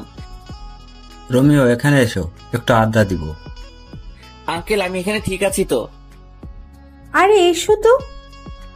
বসো, একটা কথা বলছি শোনো। আমি জুলির বিয়ে দিয়ে দেবো। আঙ্কেল এটা কি বলেন? ম্যাডামের তো এখনো পড়ালেখা শেষ হয়নি, এখন বিয়ে দিয়ে দিলে ওনার ক্যারিয়ারের কি হবে? ক্যারিয়ার পরে, আগে আমি আমার মেয়ের জন্য সুরক্ষা চাই। আমি আমার এক বন্ধুর ছেলের সাথে ওর বিয়ে ঠিক করেছি। ও আমেরিকাতে থাকে। বিয়ের পর জুলিকে নিয়ে যাবে আমেরিকায়। ওখানে আমার মেয়ে সুরক্ষিত থাকবে। ওরা কি জুলিকে বিয়ের পরে পড়াবে? সেটা ওদের ব্যাপার। আমি এই মাসের মধ্যেই বিয়ে দিয়ে দেবো জুলির। তুমি যা ভালো বুঝবে তাই করো। যাক বাবা, আমাকে আর বডিগার্ডের চাকরি করতে হবে না। ম্যাডামের বিয়ে হয়ে গেলে বাড়িতে গিয়ে নাকে তেল দিয়ে ঘুমাবো। রোমিও আসবো? এসে তো পড়েছেন, আবার আসবো বলা দরকার কি? আমাদের তো লাইন পরিষ্কার হয়ে গেল। কিসের লাইন? জুলির পরে তো আমার সিরিয়াল, তাই বলছি আমাদের লাইন পরিষ্কার হয়ে গেল। ম্যাডামের পরে আপনার সিরিয়াল ঠিক আছে, তাতে আমাদের লাইন পরিষ্কার হবে কেন? আমাদের লাইন পরিষ্কার হবে না কেন? আমি তো তোমাকে ছাড়া অন্য কাউকে বিয়ে করব না। কি? শোনো নাই, আবার বলছি, আমি তোমাকে বিয়ে করব। জীবনেও না। কেন করব না? আমার কোন দিক দিয়ে কমতি আছে? আমি আপনাকে কেন বিয়ে করতে যাব? তাছাড়া আপনার মতো পেতনিকে বিয়ে করে কথা তো ভাবতেও পারি না। ওই রোমিও, আমি পেতনি না, পেতনি রানী। তোরে আমি দেখে নিব রোমিও। ভাগেন তো। দাঁড়া, তোর খবর আছে। এটার খবর? কোন চ্যানেল? সংবাদ পড়বে কে? রিপোর্টার কে? ক্যামেরাম্যান কে? বিরক্তিকর ছেলে একটা। রাগে হন হন করে চলে গেল কানন। একটু লজ্জাও নাই মাইয়ার, এসে বিয়ের প্রস্তাব দিচ্ছে। আমি জীবনেও তো এই মাইয়ারে বিয়ে করব না। আমি গরিবের সন্তান, গরিবের কোনো মেয়েকে বিয়ে করব সেটাই ভালো আমার জন্য। আমি বাবা এসব বড় লোকের মেয়ের পিছনে নেই, এমনিতে বিন্দাস আছি। রাতে আঙ্কেল এসে ডেকে গেল খেতে, ইচ্ছে না থাকা সত্ত্বেও যেতে হলো। গিয়ে দেখি সবাই আমার জন্য বসে আছে, ম্যাডামকেও দেখতেছি। ওই দিন একসাথে বসে খাবার খাওয়ার অপরাধে ঘুমাতে দিল না, সাথে 12টা থাপ্পড় দিল। ভুলেও তো সবার সাথে বসে খাবো না, এমনিতে প্রতিদিন সবার সাথে খেতে হয়। আঙ্কেল থাকে না আর ম্যাডাম নিচে আসবে না, তাই ম্যাডামের জন্য খাবার পাঠিয়ে দেওয়া হতো উপরে। রোমিও কি ভাবছো? বসো। না আঙ্কেল আমি ঠিক আছি। ঠিক আছো মানে কি? বসতে বলছি বসো। আঙ্কেল আমি বসবো না, আমার খাবারটা আমাকে দিয়ে দিন, আমি সোফায় বসে খেয়ে নেই। আমাদের সাথে বসতে কোনো সমস্যা? আঙ্কেল সমস্যা কিছু না, এমনিতেই ইচ্ছে করছে না। আচ্ছা ঠিক আছে, তুমি সোফায় বসো। একটু পরে, রোমিও, জুলির বিয়ের সবকিছুর দায়িত্ব কিন্তু তোমার। আঙ্কেল আমার মনে হয় না আমি পারবো কিছু করতে, আমাকে ছেড়ে দিন। রোমিও, তুমি পারবে। আমাদের বিশ্বাস তুমি সবটা সামলে নিতে পারবে। আমার কিন্তু তা মনে হয় না আন্টি, আমাকে মাফ করবেন। কোনো কথা শুনতে চায় না, তোমাকে সবকিছু করতে হবে। যদি কোনো কিছু ভুল হয় তখন কিন্তু আমি দায়ী না। ঠিক আছে। তাহলে দায়িত্ব নিয়ে নিলাম, তবে একটা শর্ত আছে। আবার কি শর্ত? ম্যাডামের বিয়ের পর কিন্তু আমি চলে যাব। ম্যাডামের বিয়ে হয়ে গেলে তো আমার আর কোনো কাজ নেই এখানে। সেটা তখন দেখা যাবে। কিন্তু বিয়েটা কবে আঙ্কেল? সোমবার। হাতে মাত্র সময় 2 দিন। 2 দিনে এত কিছু করব কি করে? তোমার যেভাবে ইচ্ছা সেভাবে করবে। যত টাকা লাগবে আমি দিব, তুমি শুধু আয়োজন করো। চেষ্টা করব। কথা বলতে বলতে খাওয়া শেষ করে ম্যাডামের দিকে তাকিয়ে দেখি চোখ দুটি বড় বড় করে তাকিয়ে আছে। হাতের কাছে পেলে আমাকে মনে হয় কাঁচা খেয়ে ফেলবে। কি মেয়ে রে বাবা, বিয়ে কি আমি ঠিক করছি নাকি? আমি কি বলছি আঙ্কেলকে যে ম্যাডামকে বিয়ে দিয়ে দিতে? এসব তো ম্যাডামের বাবা মানে আঙ্কেল করছে ম্যাডামের জন্য। তাহলে উনি কেন এমন সিংহীর মতো তাকিয়ে আছে? বিয়ে করার ইচ্ছা না থাকলে বলে দিতে পারছে না? ওইদিকে তাকিয়ে দেখি কানন চোখ দাঁত কেলাচ্ছে। এই মাইয়ার কোনো কিছুই মাথায় ঢুকে না, বড়ই আজীব এক জন্তু। যতটুকু পেরেছি ততটুকু করছি, এর বাইরে কিছু করা সম্ভব না। এত কম সময়ের মধ্যে যে এত কিছু করতে পেরেছি সেটাই বা কম কিসের? যাক, আর বডিগার্ডের কাজ করতে হবে না। আজকে গায়ে হলুদ, কালকে ম্যাডামের বিয়ে। কি আনন্দ আকাশে বাতাসে। আর পারি না, ম্যাডামকে হলুদ লাগাতে ব্যস্ত সবাই, আর আমি আমার কাজ নিয়ে আছি। কিছুক্ষণ পর কানন সহ একদল রমণী আমার দিকে ষাঁড়ের মতো তেড়ে আসছে। প্রথমে মনে হলো এমনি হলুদ ছোঁয়াছুঁই করার জন্য দৌড়াচ্ছে। পরক্ষণে খেয়াল করে দেখলাম রমণীদের নজর খারাপ, সবার নজর আমার উপর। তার মানে ওরা আমাকে হলুদ লাগাতে আসছে। দৌড়া রোমিও দৌড়া। দৌড়াতে দৌড়াতে গিয়ে খাটের নিচে লুকালাম, তবু বাঁচতে পারলাম না। আন্টি আমাকে লুকাতে দেখে গিয়েছে। কানন জানতে চাওয়ার সাথে সাথে বলে দিছে। হলুদের অনুষ্ঠান শেষ হয়ে যাওয়ার পর গিয়ে শুয়ে পড়লাম। আজকের থেকে কালকে কাজের চাপটা একটু বেশি, একটু না অনেক বেশি থাকবে। ঘুম থেকে উঠে ফ্রেশ হয়ে নাস্তা করে কাজের তদারকি শুরু করতে হলো। এদিকে কাজের তদারকি করছি, আবার ম্যাডামের বডিগার্ডের কাজও করছি। বলা যায় না কখন কে অ্যাটাক করতে পারে। দেখতে দেখতে 2টা বাজলো। বর আসার কোনো খবরই নেই। আঙ্কেল ফোন দিয়ে যাচ্ছে 2টার পর থেকে, কিন্তু কেউ ফোন তুলছে না। অবশেষে বিকাল 4টায় ফোন তুলে জানায় যার সাথে বিয়ে হওয়ার কথা সে 2 বছর আগে বিয়ে করে ফেলছে। আঙ্কেল অনেকক্ষণ কি নিয়ে যেন ভাবলো। প্রায় 15 মিনিট পর এসে আমাকে ডেকে রুমে নিয়ে গেল। রোমিও, তুমি বাবা আমার মেয়েটাকে বিয়ে করো। কিভাবে সম্ভব আঙ্কেল? তুমি চাইলে সম্ভব।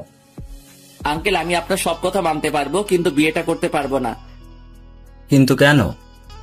আঙ্কেল আমি এখন ম্যাডামকে বিয়ে করলে খাওয়াবো কি, রাখবো কোথায়? তাছাড়া আমি গরিবের সন্তান। আমার সাথে যদি ম্যাডামের বিয়ে দেওয়া হয় তাহলে আপনার মান সম্মান কোথায় গিয়ে দাঁড়াবে আপনি ভেবে দেখুন। আমি তো আমার মেয়ের ভালো চাই। ও তোমার কাছে থাকলে ভালো থাকবে, সুরক্ষিত থাকবে। কিন্তু কোনো কিন্তু না, তুমি গিয়ে রেডি হয়ে এসো, আমি এখানে আসি। অবশেষে আমি বিয়ের পিড়িতে। আঙ্কেল নিজে হাত ধরে নিয়ে গিয়ে ম্যাডামের পাশে বসিয়ে দিল। আমি জানি আমাকে বিয়ের পোশাকে দেখে অনেক মেয়ের কষ্ট হচ্ছে, কিন্তু আমার তো কিছু করার নেই। আব্বু আম্মুকে দেখলাম অনেক খুশি। আঙ্কেল অনেকক্ষণ কথা বললো দুজনের সাথে, কি বলছে কে জানে। ম্যাডামের পাশে বসার পর প্রথমে চোখ পড়লো কাননের দিকে। মেয়েটির চোখ দিয়ে পানি পড়ছে। আমি জানি যে ও আমাকে সত্যি অনেক ভালোবাসে, কিন্তু কি থেকে কি হয়ে গেল। তবে আমি একটু জিনিস এখন থেকে বুঝতে পারছি যে এই বিয়েটার পর থেকে আমার কপালে অনেকগুলো থাপ্পড় আছে। কয়টা আছে সেটা জানি না। বিয়ের সব আনুষ্ঠানিকতা শেষে ম্যাডামকে রুমে নিয়ে গেল। আমি টুপ করে আমার রুমে ঢুকে বিয়ের পোশাক ছেড়ে একটা জিন্স আর টি শার্ট পরে বাইরে বের হলাম। এদিক সেদিক ঘোরাঘুরি করছি, কিছু মাথায় ঢুকছে না। রাত 10টায় বাসায় ঢুকলাম। এত রাত করে বাড়ি ফিরাতে কেউ দেখেনি। রোমিও, কোথায় গিয়েছিলে? একটু বাইরে গিয়েছিলাম। তোমাকে তো বিয়ের পর থেকে খুঁজে পাওয়া যাচ্ছে না, কোথায় ছিলে?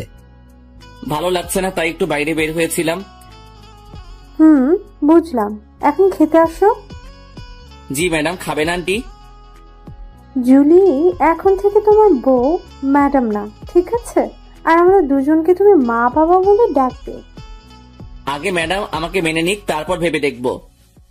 তাও ঠিক বলছো, এখন খেয়ে নাও। কানন চুপচাপ খাচ্ছে আর বারবার আমার দিকে তাকাচ্ছে। আমি জানি মেয়েটি অনেক কষ্ট পেয়েছে।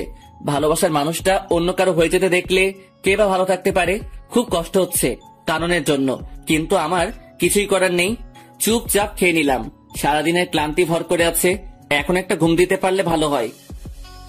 রোমিও, কোথায় যাচ্ছ? ঘুমোতে যাচ্ছি।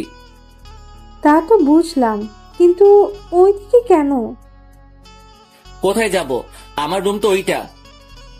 আজ থেকে তোমার আর জুলির রুম একটা, আর আজকে তোমাদের বাসর রাত। তুমি উপরে জুলির রুমে যাও।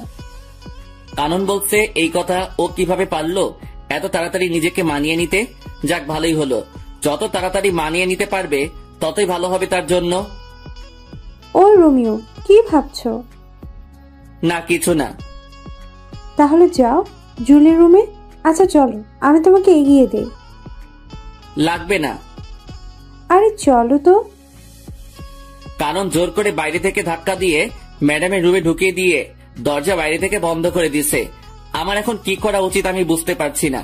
সোফায় গিয়ে শুয়ে পড়বো নাকি ম্যাডামের সাথে কথা বলবো? রুমের মধ্যে পায়চারি করছি আর ভাবতেছি কি করব। এদিকে ম্যাডাম আমার দিকে তাকিয়ে আছে, আমার গতিবিধির উপর নজর রাখছে। প্রায় 45 মিনিট ভেবেও কিছু পেলাম না। আরো 5 মিনিট পর ম্যাডাম প্রথম মুখ খুলল। বান্দরের মতো লাফাচ্ছিস কেন? ম্যাডাম, লাফাচ্ছি না তো, ভাবছি। কি ভাবছিস? বলা যাবে না। না বললে নাই, তোর কথা শোনার শখ আমার নাই। ম্যাডাম, আজকের এই বিয়ের জন্য আমি দায়ী না। তাহলে কে দায়ী বল? আপনার বাবা, উনি জোর করে বিয়ে দিছে। আমি কি করব বলেন? বিয়ে দিছে শেষ, আর কোনো কথা নাই। আমি তোরে মানবো না। আমার ঠেকা পড়ছে নাকি?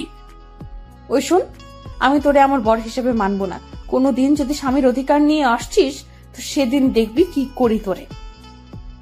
আমি এখন একটু ঘুমাবো, আসি। ওইদিকে কই যাস? আমার রুমে ঘুমাবো। কাননের রুমে যাবি না বলে দিলাম। ম্যাডাম, এখানে কাননের কথা আসছে কেন? তোর তো আবার ওর সাথে ভাব বেশি। এখন যদি ওর কাছে চলে যাস? তাতে আপনার কি? বেশি কথা বলবি না। যা, কোথায় যাবি? আমার ঘুম পাচ্ছে। কত বড় ফাজিল মাইয়া, নিজে তো বাসর ঘরে জায়গা দেয় নাই, আবার কাননের কথা বলছে। আমি লুইচ্চা, বদমাইশ, ইতর, চরিত্রহীন হতে পারি, তাই বলে অন্যের দিকে নজর দিব কেন? ঘরে বউ থাকতে ইস, দেখতে বউ বলে মনে হচ্ছে না, মনে হচ্ছে কোনো পরী বসে আছে বিছানায়। আচ্ছা, পরীদের তো ডানা থাকে, আমার বউয়ের কি ডানা ছিল? যদি ডানা থাকতো তাহলে তো দেখতাম। আজ প্রথম ম্যাডামকে শাড়ি পরা অবস্থায় দেখছি। অন্য মেয়েরা তো শখ করে হলেও শাড়ি পরে, কিন্তু উনি কখনো পরে নাই। কখন ঘুমিয়ে পড়ছে নিজেই জানি না। সকালে দুলাভাই দুলাভাই দুলাভাই চিৎকারে ঘুমের কয়টা বাজলো খবর নেই। কে এই রমণী সকাল সকাল দুলাভাই দুলাভাই করে দরজা ধাক্কাচ্ছে? গুড মর্নিং দুলা ভাই। শুধু তাকিয়ে আছি। এই মাইয়ার এমন আচরণ দেখে তো আমি পুরাই টাসকি। দুলা ভাই, কি দেখছেন?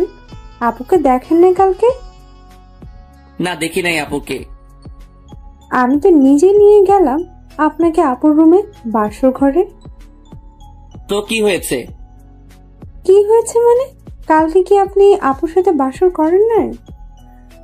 কে বলছে করি নাই? করছি তো। তাহলে আপনি এখানে কেন? আপনার আপু বলছে সকাল 10টায় উঠবে। আমি যদি ওখানে থাকি তাহলে আপনি ডিস্টার্ব করলে ঘুমাতে পারবেন না, তাই আমারে সকাল সকাল এখানে পাঠিয়ে দিল। দুলা ভাই, আপু কি দিল কালকে রাতে? যা দিল তা তো বলা যাবে না। ভাই বলেন না, আমি ছাড়া তো কেউ জানবে না। আপনাকে বলবো কেন কালকে রাতের কাহিনী? ভাইয়া বলেন না প্লিজ। বলবো। বলেন। আমার লজ্জা করছে। ইস, মেয়েদের মতো লজ্জা পাওয়ার কিচ্ছু হয়নি, বলেন। বলবো। আরে বাবা বলেন না। বাস। কি? কালকে রাতে আপনার আপু আমারে বাস দিছে। এই কথাটা আরো আগে বলে দিলে কি হতো? আগে না বলি আর পরে বলছি, কথা তো বলছি নাকি? তার কেমন বাস দিল? লম্বা, তৈল মাখানো লম্বা লম্বা বাস দিল। ভালো করছে। এখন উঠে আসুন, আর জিম করতে যেতে হবে না, বিয়ে তো হয়ে গেছে, কেউ পড়বে না। কি মেয়ে রে বাবা, জানি মেয়েটি ফাজিল, তবে এতটা যে ফাজিল সেটা জানতাম না। কথা বাড়িয়ে লাভ নেই, খেয়ে আসি। রমিও বাবা, তোমাকে একটা কথা বলি, আমার মেয়েটিকে কেউ কোনোদিন কোনো কিছু জোর করে করাতে পারেনি। ওর যা ভালো লাগে ও তাই করে। আমি জানি না ও এই বিয়েটা মেনে নিয়েছে কিনা, তবে তুমি এতদিন যেভাবে ওর পাশে ছিলে সারা জীবন সেভাবে থাকবে। আঙ্কেল আপনি চিন্তা করবেন না, আমি আছি তো। আমি বিকেলে ফ্লাইটে চলে যাচ্ছি, আর বিকেলে তোমরা ঢাকা দিকে রওনা হবে। কেন আঙ্কেল? আমার একটা বাড়ি আছে ওখানে, সেখানে তোমরা দুজনে থাকবে আজ থেকে। কিন্তু কোনো কিন্তু না, যেটা বলছি সেটা করবে। আচ্ছা ঠিক আছে। বিকেলে আঙ্কেলকে বিদায় দিয়ে আমরাও ঢাকার দিকে রওনা হলাম। কি ব্যাপার, ম্যাডাম এত শান্ত হয়ে আছে কেন? এমন শান্ত থাকতে তো ম্যাডামকে আগে কোনোদিন দেখিনি। তবে কি আমার উপর আজকে কোনো ঝড় আসতে চলেছে? গাড়িতে উঠে ড্রাইভারের পাশে সিটে গিয়ে বসে পড়লাম, আর ম্যাডাম পিছনে গিয়ে বসলো। আঙ্কেলকে বারবার বারণ করার পরও ড্রাইভার দিয়ে দিল সাথে। 9 ঘন্টা পর আমরা ঢাকার বাড়িতে পৌঁছালাম। রাত 12টায় গিয়ে বাসায় ঢুকলাম। বাড়িতে কেউ না থাকলে যা হয় আর কি, সব জায়গায় ময়লা জমে আছে, কেমন যেন একটা গন্ধ আছে। আমি চারপাশে তাকিয়ে তাকিয়ে দেখছি, আর ম্যাডাম আমার দিকে চোখ বড় বড় করে তাকিয়ে আছে। ওই তাকিয়ে তাকিয়ে কি দেখছিস? অনেক ক্লান্ত লাগছে, আমি ঘুমাবো। কে বারণ করছে আপনাকে ঘুমাতে? গিয়ে ঘুমিয়ে পড়েন। ঘুমিয়ে পড়বো মানে কি? আমি কি না খেয়ে ঘুমাবো নাকি? তো খেতে বারণ করছে কে? খাবার পাবো কোথায় আমি? তুই গিয়ে নিয়ে আয়। কোনটা করবেন সেটা বলেন। আগে খাবেন নাকি ঘুমাবেন? দুইটা করব। আগে কোনটা করবেন? খাবো। কি খাবেন? বিরিয়ানি খাবো। সাথে আর কিছু লাগবে? একটা প্রাণাত নিয়ে আসবি। টাকা দেন। এই তোর লজ্জা করে না আমার কাছে টাকা চাইতে? লজ্জা করবে কেন? টাকা তো আমি রাখছি আপনার ব্যাগে। কি? আপনি ব্যাগ খুলে দেখেন। কখন রাখছিস? রাখছি বলা যাবে না। এখন টাকা দেন, না হলে পরে কিছুই পাবো না। এই নে। 200 টাকা দিয়ে কি পাবো ম্যাডাম? কি পাবি তুই বল? 2টা বিরিয়ানি প্যাকেট পাবো, আর একটা প্রাণাপ পাবো। ঠিক আছে, তো আর কি? আর কি মানে? সকালে নাস্তা যে করবেন, আটা ময়দা কিছু তো একটা লাগবে। বেশি কথা বলবি না। সকালেও বাইরে থেকে নিয়ে আসবি। এখন তাড়াতাড়ি যা। যাচ্ছি। এই দাঁড়া। আবার কি? আমি কি দাঁড়িয়ে থাকবো? বসতে কে বাধা দিল আপনাকে? আমি কি এই ময়লায় বসবো নাকি? পরিষ্কার করে দিয়ে তারপর যাবি। পারবো না। আপনি ঘুমাবেন, আপনি করেন। মাথা গরম করাবি না বলে দিলাম। মাথা গরম হলে তো ভালো। কেন? চায়ের জন্য পানি গরম করব। তোরে খাইছি, দাঁড়া। কে শুনে কার কথা? মাইর খেতে না চাইলে দৌড়া রোমিও। খাবার নিয়ে বের হয়ে ল্যাম্প পোস্টের আলোয় চুপচাপ হাঁটছি, আর ভাবছি কি থেকে কি হয়ে গেল। ছিলাম বডিগার্ড, আর এখন বড় হয়ে গেলাম। তাও আবার যে সে বড় না, বডিগার্ড থেকে বড়। বডিগার্ড বড় হয়ে গেলাম। কি কপাল আমার! কয়জনের ভাগ্যে এমনটা হয়? ভাবতে ভাবতে বাসায় পৌঁছালাম। কলিং বাজানোর সাথে সাথে দরজা খুলে দিল ম্যাডাম। আই বান্দর, তুই এতক্ষণ কি করছিলি বাইরে? খাবার আনতে গেছি। এতক্ষণ লাগে? সময় লাগবে না নাকি? তাই বলে এতক্ষণ লেট করবি? আমি সেই কখন থেকে বসে আছি তোর জন্য। সূর্য কোন দিকে উঠলো? রাতের আকাশে তুই সূর্য দেখছিস কোথায়? সেটা পরের কথা। আগে বলেন আমার জন্য অপেক্ষা করার কারণ কি? খিদে লাগছে, কখন খাবার নিয়ে আসবি তাই। ও, এই নিন আপনার বিরিয়ানি। বসবো কোথায়? ও আল্লাহ, আমার উঠাই নাও না কেন? কোথায় বসবো সেটাও নাকি আমি ঠিক করে দিব? ওই চুপ, সব জায়গায় তো ময়লা জমে আছে, কোথায় বসবো? তুই সোফাটা পরিষ্কার করে দে, আমি সোফায় ঘুমাবো।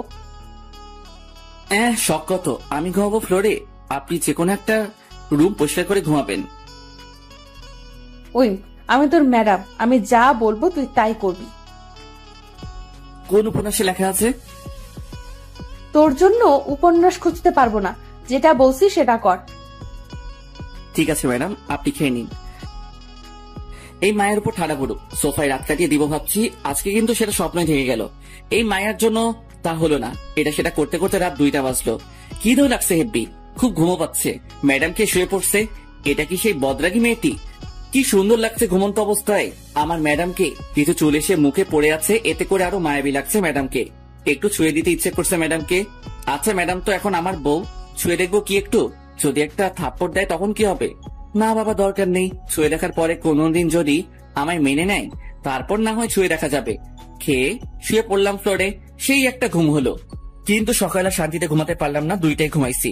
সেখানে সারাদিনের ক্লান্তি কাটিয়ে ঘুম থেকে উঠতে উঠতে 10টা না হোক 8টা তো বাজতে হবে। কিন্তু না, সেটা আর হলো না। সকাল সকাল ম্যাডামের চিল্লানিতে ঘুম ভাঙলো। ম্যাডাম সকাল সকাল এত চিল্লানি শুরু করে দিলেন কেন?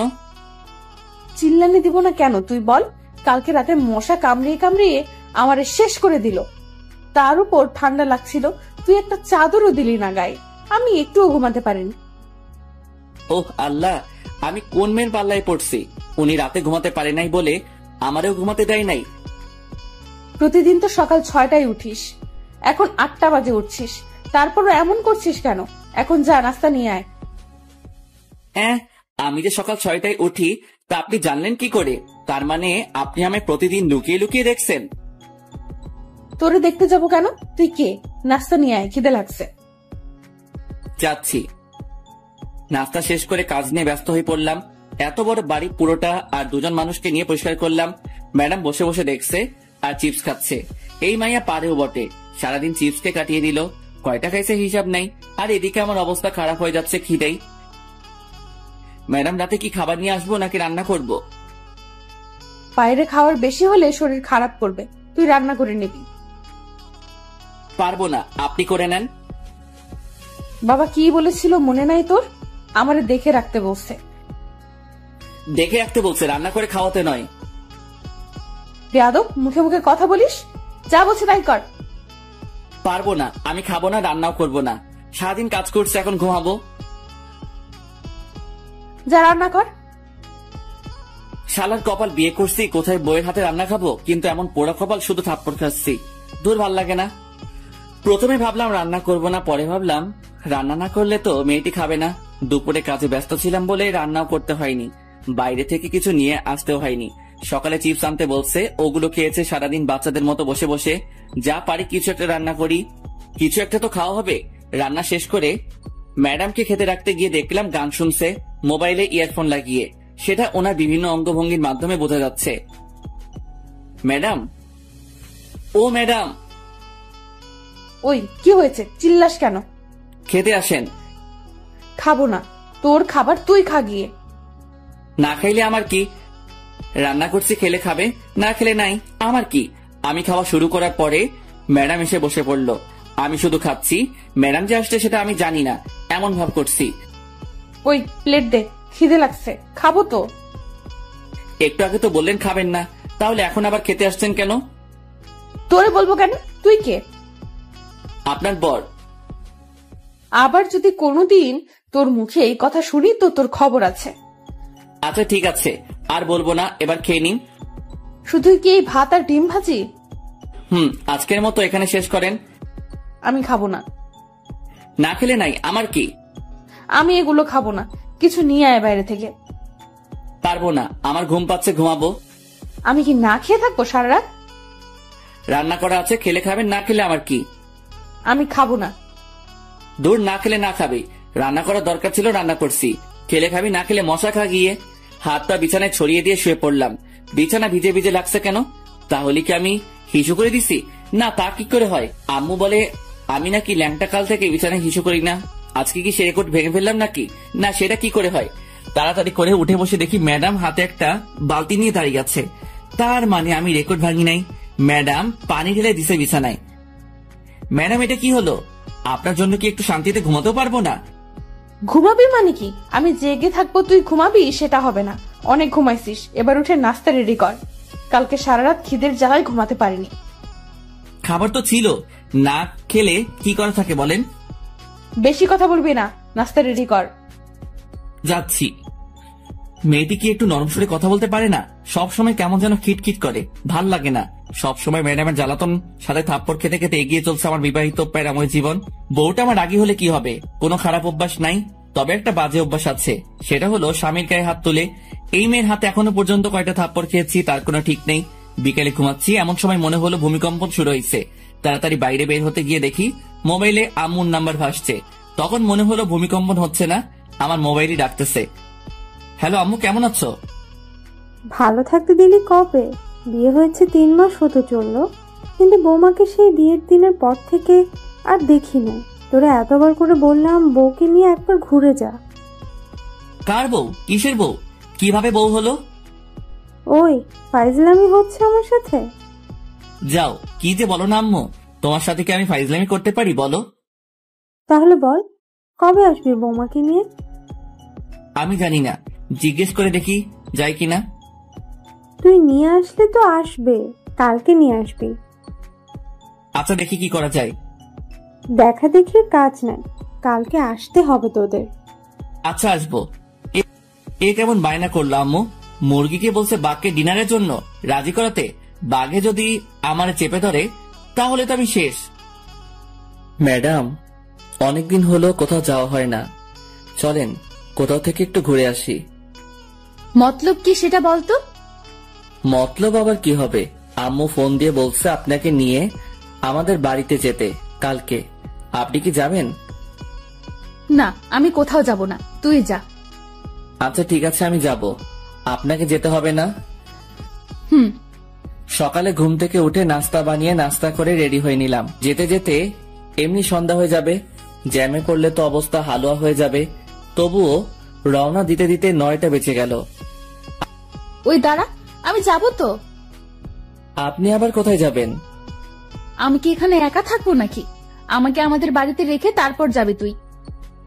আমি পারবো না, আপনি পথে নেমে পড়লেই তো হয়। পারবো না, তুই রেখে আসবি। আমার দেরি হয়ে যাচ্ছে, আমি আসি। আর আপনি যদি আমার সাথে যেতে চান তাহলে আমার বাড়িতে যেতে হবে, না হলে আপনার পথে আপনি যান, আমার পথে আমি যাব। তুই তো আচ্ছা ফাজিল ছেলে, আমি যেটা বলবো তোকে সেটা করতে হবে। সেটা পরে দেখা যাবে, আগে তো রওনা দেই। হুম, চল। বাস চলছে নিজের আপন গতিতে, আমরাও এগিয়ে যাচ্ছি বাড়ির দিকে। বডিগার্ডের কাজ পাওয়ার পর আর বাড়িতে যাওয়া হয়নি। আজ অনেকদিন পর যাচ্ছি। ম্যাডাম বসে আছে আমার পাশের সিটে আর চিপস খাচ্ছে। মেয়েটি কি কিছু পারে না চিপস খাওয়া ছাড়া? অনেকক্ষণ পর ম্যাডাম আমার কাঁধে মাথা রেখে ঘুমাচ্ছে। অনেকক্ষণ চিন্তা করে দেখলাম এখন ঘুমাচ্ছে, পরে যখন ঘুম থেকে উঠে দেখবে আমার কাঁধে মাথা রেখে শুয়ে আছে, তখন দেখে যদি থাপ্পড় লাগিয়ে দেয় তাহলে বাসের মধ্যে যা একটু সম্মান আছে সেটাও খেয়ে ফেলবে। তার থেকে বরং জাগিয়ে দেই। ম্যাডাম, ম্যাডাম ওঠেন। কি হয়েছে? ব্যথা করছে হাতে। তো আমি কি করব? আপনার জন্য তো এমন হলো। আমি কি করছি?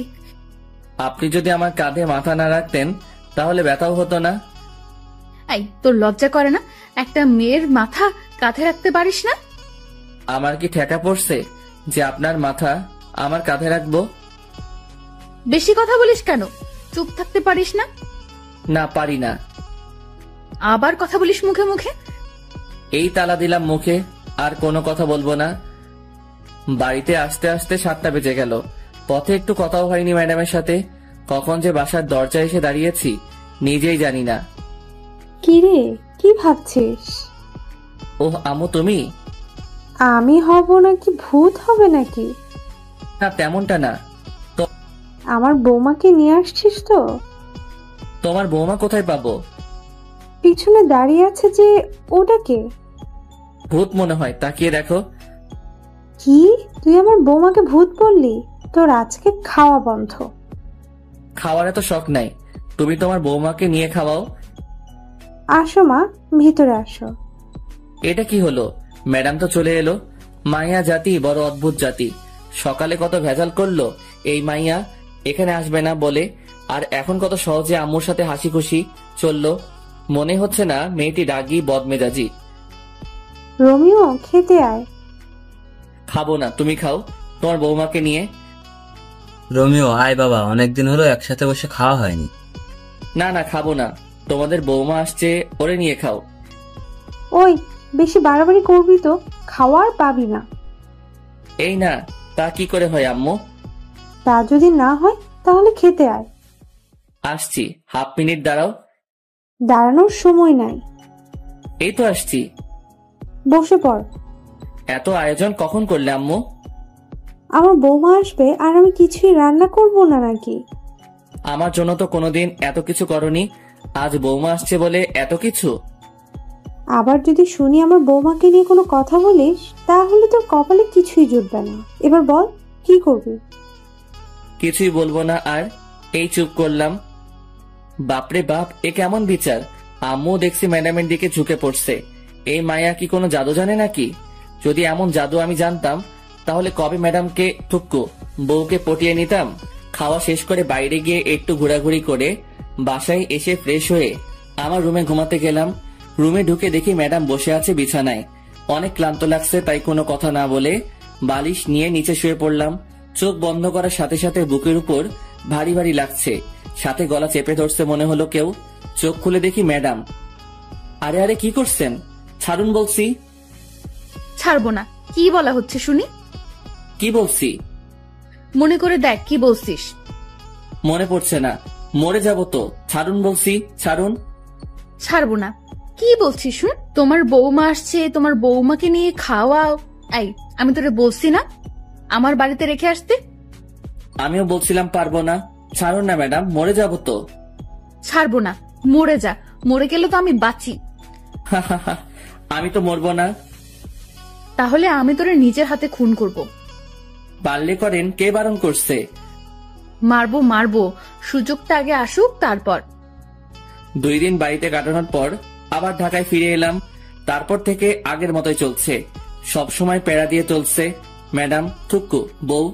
পরদিন বিকালে, এই রোমিও, কেমন আছো? ভালো, তুমি? ভালো থাকতে তুমি কোথায় দিচ্ছ? আমি কি করছি? তোমায় যে ভালোবেসে ফেলেছি। ম্যাডাম জানে এটা? পাগল নাকি? তোমার ম্যাডাম জানতে পারলে তো আমাকে মেরে ফেলবে। ওই দিন যা করলো তোমার কথা জিজ্ঞেস করাতে। তাহলে এখন আবার কথা বলছো কেন? তুমিও মরবা, সাথে আমারও মারবা। আচ্ছা, তোমার বউ তো তোমাকে ভালোবাসে না, তাহলে ওকে ডিভোর্স দিয়ে দাও। যাও যাও, তুমি গিয়ে ম্যাডামকে বলে আসো আমাকে যেন ডিভোর্স দিয়ে দেয়। আচ্ছা বলবো, তবে ডিভোর্স দিয়ে দিলে আমাকে গলায় ঝুলিয়ে নিতে হবে। যদি ডিভোর্স করাতে পারো তবে। ওকে, আমি রাজি। তবে ম্যাডাম যদি আমারে কিছু বলে তাহলে আমি সব বলে দিব। তোমাকে বলতে হবে না, আমি বিকালে তোমাদের বাসায় এসে জানাবো। যদি মার খেতে না চাও তাহলে বাসায় থাকো, আর যদি মায়ের খাওয়ার শখ থাকে তাহলে বিকেলে এসো। আসবো আসবো। কি মেরে বাবা, মরার ভয় নেই নাকি? ও আসবে আমার আর ম্যাডামে ডিভোর্স করাতে? আমার তো লুঙ্গি ড্যান্স দিতে ইচ্ছে করছে। বিকেল এসো, চা নাস্তার বদলে মায়ের খেয়ে যেও। ইদানিং ম্যাডাম আমাকে যেভাবে প্রতিদিন পিটায় কোনো কারণ ছাড়া, আর উনি আসবে ডিভোর্স নিয়ে কথা বলতে। ওহ, ওই মায়ের তো পরিচয় দেওয়া হয়নি। উনি হলো আমাদের বাড়ির থুক্কু, আমার শ্বশুর বাড়ির পাশের বাসার একটি মেয়ে। এখানে আসার পর থেকে আমার পিছনে পড়ে আছে। ওর নাম তো বলা হয়েছে, তবুও বলি, ও ইভা। পড়ালেখা শেষ করে বসে আছে, থুক্কু বসে নাই, আমার পিছনে পড়ে আছে। আজকাল ঘুমালাম না, 4টার সময় বের হয়ে গেলাম বাসা থেকে। বাসায় থাকলে আজকে আমার উপরে দিয়ে শনি রবি সোম মঙ্গল সব চলবে। 9টার দিকে বাসায় ঢুকলাম, ঢুকে সোজা রান্নাঘরের দিকে দিলাম দৌড়। খুব খিদে লাগছে, খাবার গরম করতে হবে। ম্যাডাম ঠান্ডা খাবার খেতে পারে না, আর আমি ঠান্ডা ছাড়া খেতে পারি না। রাতে একসাথে খেয়ে শুয়ে পড়লাম। আমার রুমে গিয়ে, ম্যাডাম থাকে অন্য রুমে। একটু পরে ম্যাডাম ঢুকলো আমার রুমে, হাতে একটা লাঠি নিয়ে। এদিকে ভয়ে আমি কাঠ হয়ে যাচ্ছি। আয় এদিকে আয়। কেন ম্যাডাম? কাজ আছে, আয়। কি কাজ? তাড়াতাড়ি বলেন, আমি ঘুমাবো। তোর ঘুম পাড়াচ্ছি, দাঁড়া। আরে আরে ম্যাডাম, আমাকে মারছেন কেন? আমি কি করছি? তুই পাশের বাসার রিভা পেতনিকে কি বলছিস? বিশ্বাস করেন ম্যাডাম, আমি কিছু বলি নাই। তাহলে ও কি আমার বোকা বানাইছে? হতে পারে। তার মানে তুই বলতে চাচ্ছিস আমি বোকা? সেটা কখন বললাম? তাহলে কি বলছিস? কিছু বলি নাই। আবার মিথ্যা কথা বলছিস? তোরে তো আজকে শেষ করে দিব। আমি কিছু করি নাই তো ম্যাডাম, সব দোষ ওই ইভার। ইভা, তুই ওরে বলিস নাই? আমার ডিভোর্স দিয়ে ওরে বিয়ে করবি বলিস নাই? ম্যাডাম আমি এটা বলি নাই, ও আপনাকে মিথ্যা বলছে। তুই বলছিস, আমি লুকিয়ে লুকিয়ে সব শুনছি। কি আপনি এমন কেন ম্যাডাম? লুকিয়ে লুকিয়ে অন্যের কথা শুনছেন, এটা ঠিক না। তুই আমারে কোনটা ঠিক আর কোনটা ঠিক না সেটা শিখাইতে আসবি না, আমি সব জানি। জানলে ভালো, এখন আমি ঘুমাবো, অনেক মাইর খাইছি। কি তুই ঘুমাবি? হুম। তোরে আমি ঘুমাতে দিব না। তোর কাজ হলো আজকে সারা রাত আমাকে পাহারা দেওয়া। পারবো না। না পারলে আবার শুরু করব, তখন বুঝবি। আবার শুরু করার দরকার নেই, আমি রাজি। চল। হুম। বাইরে না, রুমের ভেতর এসে পাহারা দিবি। ভিতরে কেন? বাইরে থেকে দিলে কি হবে? যেটা বলছি সেটা কর। হুম। ঘুমে মাথাটা কেমন করছে, আর এই মাইয়া দাঁত বের করে হাসছে। ইচ্ছে করছে ঘুষি মেরে দাঁত ভেঙে দেই। দেখ দেখ, দাঁত কেলাচ্ছে আবার। এ ম্যাডাম, এই চিল্লাচ্ছিস কেন? আমি ঘুমাবো। তোরে ঘুমাতে দিচ্ছে কে? এটা তোর শাস্তি। আমি কি অপরাধ করছি? তুই ইভার সাথে কথা বলছিস, সাথে ওরে পাঠাইছিস ও যেন আমাকে বলে আমি যেন তোকে ডিভোর্স দিয়ে দিই। কি? ও আমাকে বলছে তোমার বউ তো তোমাকে ভালোবাসে না, আমি তোমাদের ডিভোর্স করিয়ে দিব। আবার এটাও বলছে যে ও যদি ডিভোর্স করিয়ে দিতে পারে তাহলে আমি যেন ওকে গলায় ঝুলিয়ে নেই। কি এটা বলছে তোরে? আর তুইও রাজি হয়ে গেছিস? রাজি হয়নি তো, শুধু বলছি পারলে ডিভোর্স করাও। তবে রে হারামি, আজ তোর একদিন কি আমার যতদিন লাগে লাগুক, তোর শেষ করে ফেলবো। চিচি, বরকে কেউ এভাবে মারে? এত শক্তি আসলো কিভাবে? উফ কি ব্যথা! এত মেরেও যদি ঘুমাতে দিত তাহলে ভালো হতো, কিন্তু মহারানী সেটা করলো না। উল্টা সারা রাত নিজেও ঘুমায়নি, আমাকেও ঘুমাতে দেয় নাই। ভোর 5টার দিকে ঘুমিয়ে পড়লাম। ঘুম থেকে উঠে দেখি ম্যাডাম নেই। সারা বাড়ি খুঁজেও যখন পেলাম না, তখন ছাদে গিয়ে দেখি ইবার সাথে লাগছে। মাথায় ঢুকছে না আমাকে নিয়ে এত ঝগড়া করছে কেন। আমাকে ম্যাডাম নিজে তো স্বামী মানতে চায় না, তাহলে কি দরকার ইবার সাথে ঝগড়া করার আমাকে নিয়ে? রোমিও, তুমি কি বলছো? এই পেতনিটা কে? কি আমি পেতনি? তোর 14 গোষ্ঠী পেতনি। তোরে যদি আর একদিন দেখি আমার বরের দিকে নজর দিতে, তাহলে তোর চোখ তুলে ফেলবো। আমিও শেষবারের মতো বলছি, ওরা ডিভোর্স দিয়ে দাও। আমি কেন আমার বরকে ডিভোর্স দিব? কারণ আমি রোমিওকে ভালোবাসি। তোর ভালোবাসা বের করছি, দাঁড়া, এখনো সময় আছে, ওর পিছু ছেড়ে দে। এবার কি হচ্ছে এসব? তুমি কেন আমাদের ডিভোর্স করতে চাচ্ছ? আমি কি কোনোদিন বলছি তোমাকে ভালোবাসি? শুধু শুধু কেন অশান্তি করছো? ডিভোর্স দেওয়া না দেওয়া সেটা আমাদের দুজনের ব্যাপার। আশা করি আমাদের মাঝে তুমি ঢুকতে আসবে না। আর তুই এখানে কেন এসেছিস? চল ভেতরে চল, তোর ব্যবস্থা করছি। টেনে ভিতরে নিয়ে গেল, রুমে ঢুকিয়ে দরজা বন্ধ করে দিল বাইরে থেকে। খিদের জ্বালায় বাঁচি না। ম্যাডাম ছেড়ে দিন না আমাকে, নাস্তা রেডি করবো, খিদে লাগছে।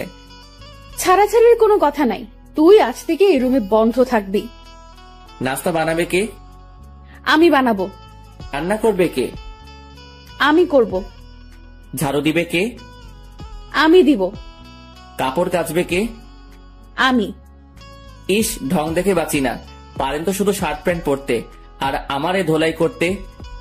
কি কি বললি তুই? তোর খাওয়া বন্ধ আজ থেকে। ইয়াক থু, আপনি রান্না করতে পারেন নাকি যে আপনার রান্না খাবো? তোরে আমি মেরে ফেলবো। না মেরে ইভাকে দিয়ে দিন। আবার সেই ভাত? তোর মুখে কি আর কোনো নাম নেই? আছে তো। কে সে? আনন। তবে রে, তোর খাওয়া বন্ধ বলছি, বন্ধ। খাবো না। এসব কি হচ্ছে? কিছুই তো মাথা 16 জিবি মেমোরিতে ঢুকতেছে না। ম্যাডাম কি আমার উপর দুর্বল হয়ে পড়ছে? এটা কি করে সম্ভব? আমি কোথায় আর ম্যাডাম কোথায়? ম্যাডাম কি আমাকে ভালোবেসে ফেলেছে নাকি? যদি ভালো না বাসে তাহলে ইবার সাথে ঝগড়া কেন করছে আমাকে নিয়ে? তবে কি ম্যাডাম আমাকে ভালোবাসে? ম্যাডামের কোনো সারা শব্দ নেই। ম্যাডাম কি করছে দেখা দরকার, কিন্তু কিভাবে দেখবো? ম্যাডাম তো বাইরে থেকে দরজা বন্ধ করে দিচ্ছে। কি করা যায়? পাইছি, জানালা দিয়ে বের হব, কিন্তু কিভাবে? অবশেষে অনেক কষ্টের পর জানালা দিয়ে বের হয়ে ছাদে পৌঁছালাম। এবার দেখার পালা ম্যাডাম কি করে। চুপি চুপি এসে সোফার পিছনে লুকিয়ে পড়লাম। ম্যাডামকে কোথাও দেখছি না। একটু পরে দরজা খুলে বাসায় ঢুকলো, হাতে কয়েকটা প্যাকেট নিয়ে। তারপর গিয়ে ফ্রেশ হয়ে এসে প্লেট নিয়ে আমাকে যে রুমে বন্ধ করে রাখছে সেই রুমে দরজায় গিয়ে বসে খাবার বের করছে। এইদিকে আমার অবস্থা খারাপ হয়ে যাচ্ছে খিদায়। চোখের সামনে গরম গরম বিরিয়ানি দেখে খিদের পরিমাণ আরো 3 গুণ বেড়ে গেল। 2টা প্লেটে বিরিয়ানি বেড়ে রাখছে। রোমিও, চুপ করে আছি। আয় রোমিও, খেতে আয়। এখনো চুপ? ওই আসবি নাকি মাইর খাবি? কোনো সারা শব্দ না পেয়ে রুমে ঢুকলো ম্যাডাম, আর আমি এই সুযোগে একটা প্লেট নিয়ে ডাইনিং টেবিলের নিচে বসে পড়লাম। ওইদিকে ম্যাডাম আমাকে খুঁজে খুঁজে হয়রান হয়ে যাচ্ছে। আমি খাবার তালে আসি। আয় বিড়াল, বের হয়ে আয়। ম্যাডাম, আপনি কখন আসছেন? জানালা কেটে পালিয়ে এসে বসে বসে খাচ্ছিস? এই তুই না বসিস আমি রান্না করতে পারি না, তাহলে খাচ্ছিস কেন? আপনার রান্না হলে খেতাম না। কি, এটা আমার রান্না না? কি চিটিং মাইরি, বাইরে থেকে খাবার নিয়ে এসে নিজের নাম দিচ্ছেন। আমি বাইরে থেকে খাবার নিয়ে আসছি, কে বলছে তোকে? আমি দেখছি। তবে রে বান্দর পোলা। ম্যাডাম, এটা কি হলো? কি হয়েছে? আপনার নজর খারাপ হয়ে যাচ্ছে ম্যাডাম। কি কি করছি আমি যে আমার নজর খারাপ হয়ে গেল? একটু আগে যেটা করলেন এটা কি ঠিক করছেন? তুই আজ থেকে আমার সাথে কথা বলবি না। অন্য মেয়েদের সাথে টাঙ্কি মারতে পারিস, তখন কিছু হয় না, আর এখন আমি তোকে একটা কিস দেওয়াই বলছি? আমার নজর খারাপ? কোনোদিনও তোর সাথে কথা বলবো না, তুইও কথা বলতে আসবি না। বলবো না? আপনি কোন দিন কি আমাকে স্বামী সম্মান দিয়েছেন? দেন নাই। কথায় কথায় থাপ্পড় মারতেন, এটা করতেন সেটা করতেন, কথায় কথায় অপমান করতেন। আমি কোনোদিন আপনার কোনো কিছুতে বাধা দেই নাই, আপনিও আমার কোনো কিছুতে বাধা দিবেন না। আজ থেকে আপনার মতো আপনি থাকবেন আর আমার মতো আমি। এটা কি হলো? যা হওয়ার হয়েছে, এত কিছু ভাবার সময় নাই। পেট ভরে গেছে, এখন একটু পাসপোর্ট অফিস থেকে আসি। পাসপোর্ট রেডি হয়ে গেছে, মেসেজ আসছে, ওটা নিয়ে আসি। প্রায় 1 মাস হতে চললো, ম্যাডাম আর আমার কোনো কথা হয় না। দুজনে বাইরে গিয়ে খাবার নিয়ে এসে তারপর নিজেদের রুমে গিয়ে খাই। ম্যাডামের দিকে তাকালে বোঝা যায় ম্যাডাম এখন রাত জাগে। চোখের নিচে কালি জমে গেছে, অগোছালো হয়ে গেছে। আগের মতো জিন্স শার্ট পরে না, সালোয়ার কামিজ এসব পরে। আগের থেকে অনেক সুন্দর লাগে ম্যাডামকে, তবে শাড়ি পরলে আরো সুন্দর লাগতো। বাংলার মেয়েদের শাড়ি ছাড়া মানায় না। ভাবছি একটা ট্রিট দিব ম্যাডামকে। ভিসা, পাসপোর্ট সবকিছু রেডি হয়ে গেছে, সৌদি চলে যাব। আমার বেস্ট ফ্রেন্ড ওখানে থাকে, ও সব ব্যবস্থা করছে। ম্যাডাম, কি? শপিং করতে যাবেন নাকি? যাব না। আর কিন্তু সুযোগ পাবেন না। আবার বলছি, শপিং করতে যাবেন? যাব, নিয়ে চল। চলুন। যাক, যেতে রাজি হয়েছে। দুজনে একসাথে বের হলাম। রিক্সার জন্য দাঁড়িয়ে আছি, এমন সময় দেখি ইভা আসছে। ইভা যদি কিছু বলে এখন, তাহলে আমার আর রক্ষা নাই। এই জান, শোনো না, রাতে ফোন দিলে ছাদে এসো, দুজনে একসাথে চাতে। যেখানে বাঘের ভয় সেখানে সন্ধ্যা হয়। কি দরকার ছিল এটা বলার? ফাজিল মাইয়া, লুচ্চা মাইয়া, কি মজা পাই বুঝি না এমন করে। ম্যাডাম, শপিং করতে যাবেন না? দাঁড়া, তোর শপিং বের করছি। তোর ইভাকে শপিং করিয়ে দে, যা।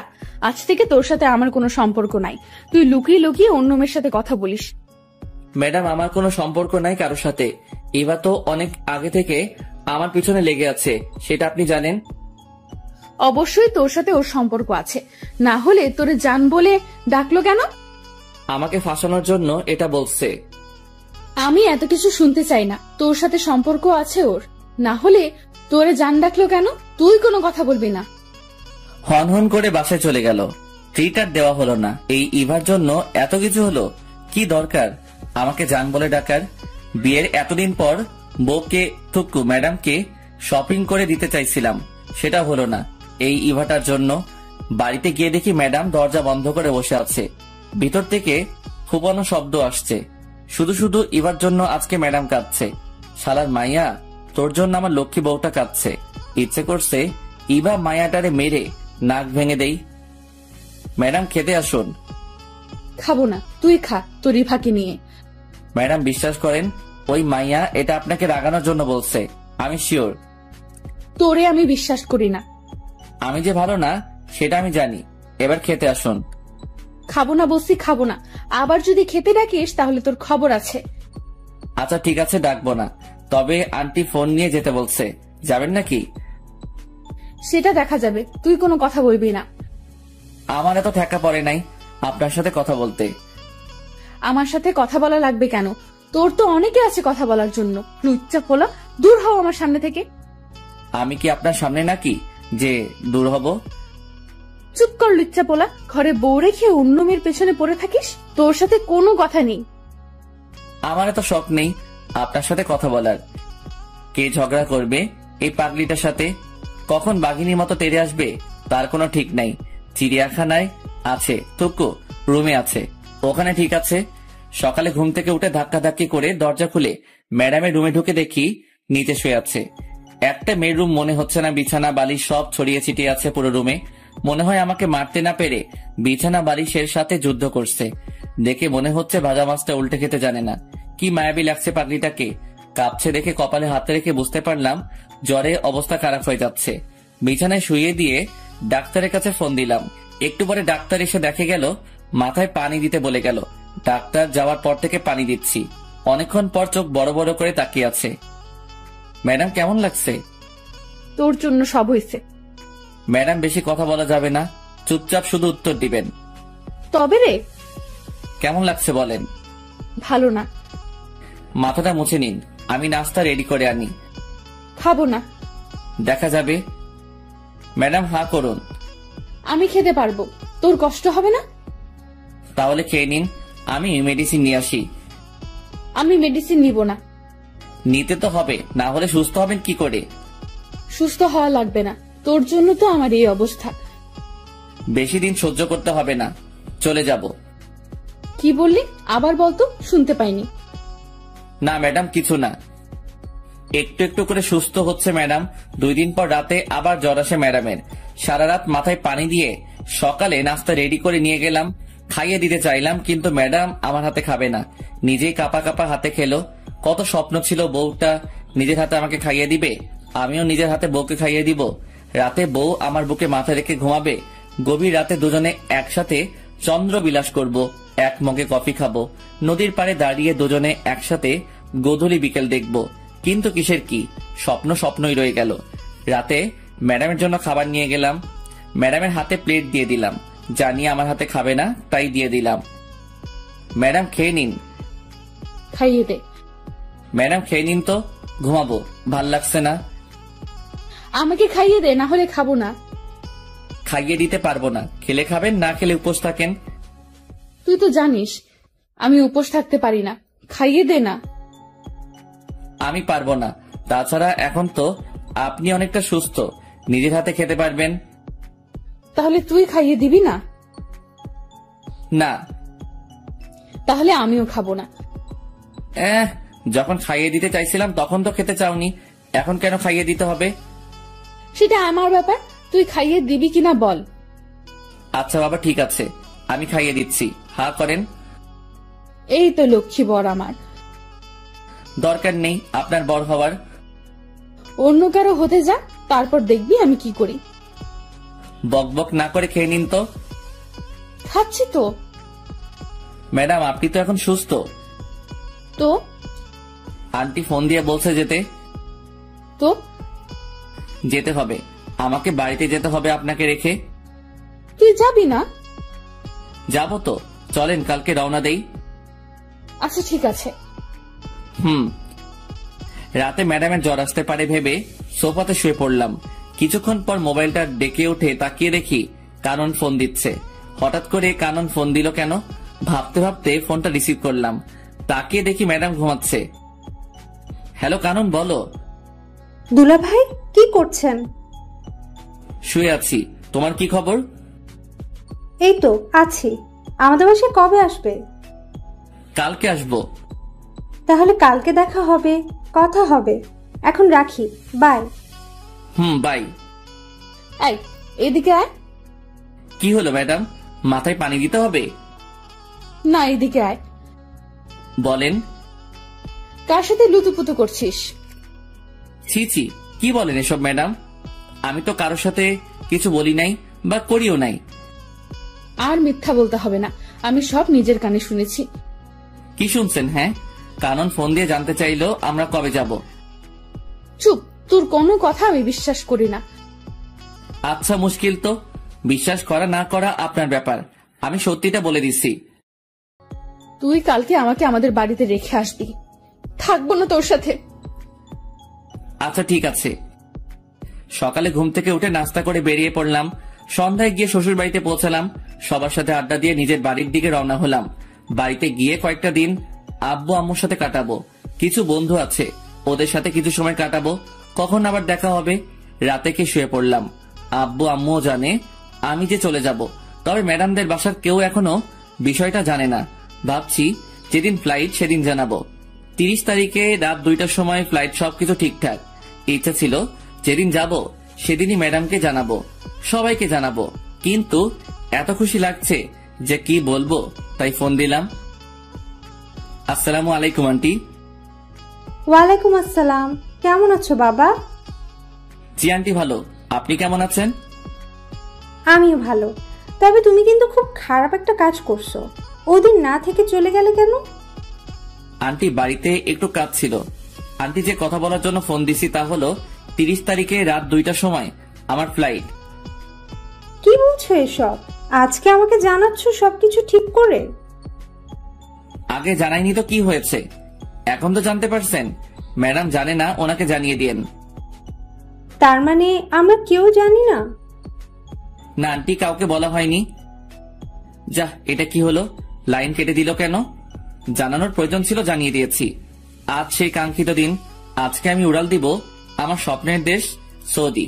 সবাইকে বিদায় জানিয়ে গাড়িতে উঠে বসলাম। সাথে 2 হৃদয় অ্যান্ড অভি। রাত 11:30টায় সবকিছু শেষে বিমানের দিকে পা বাড়ালাম।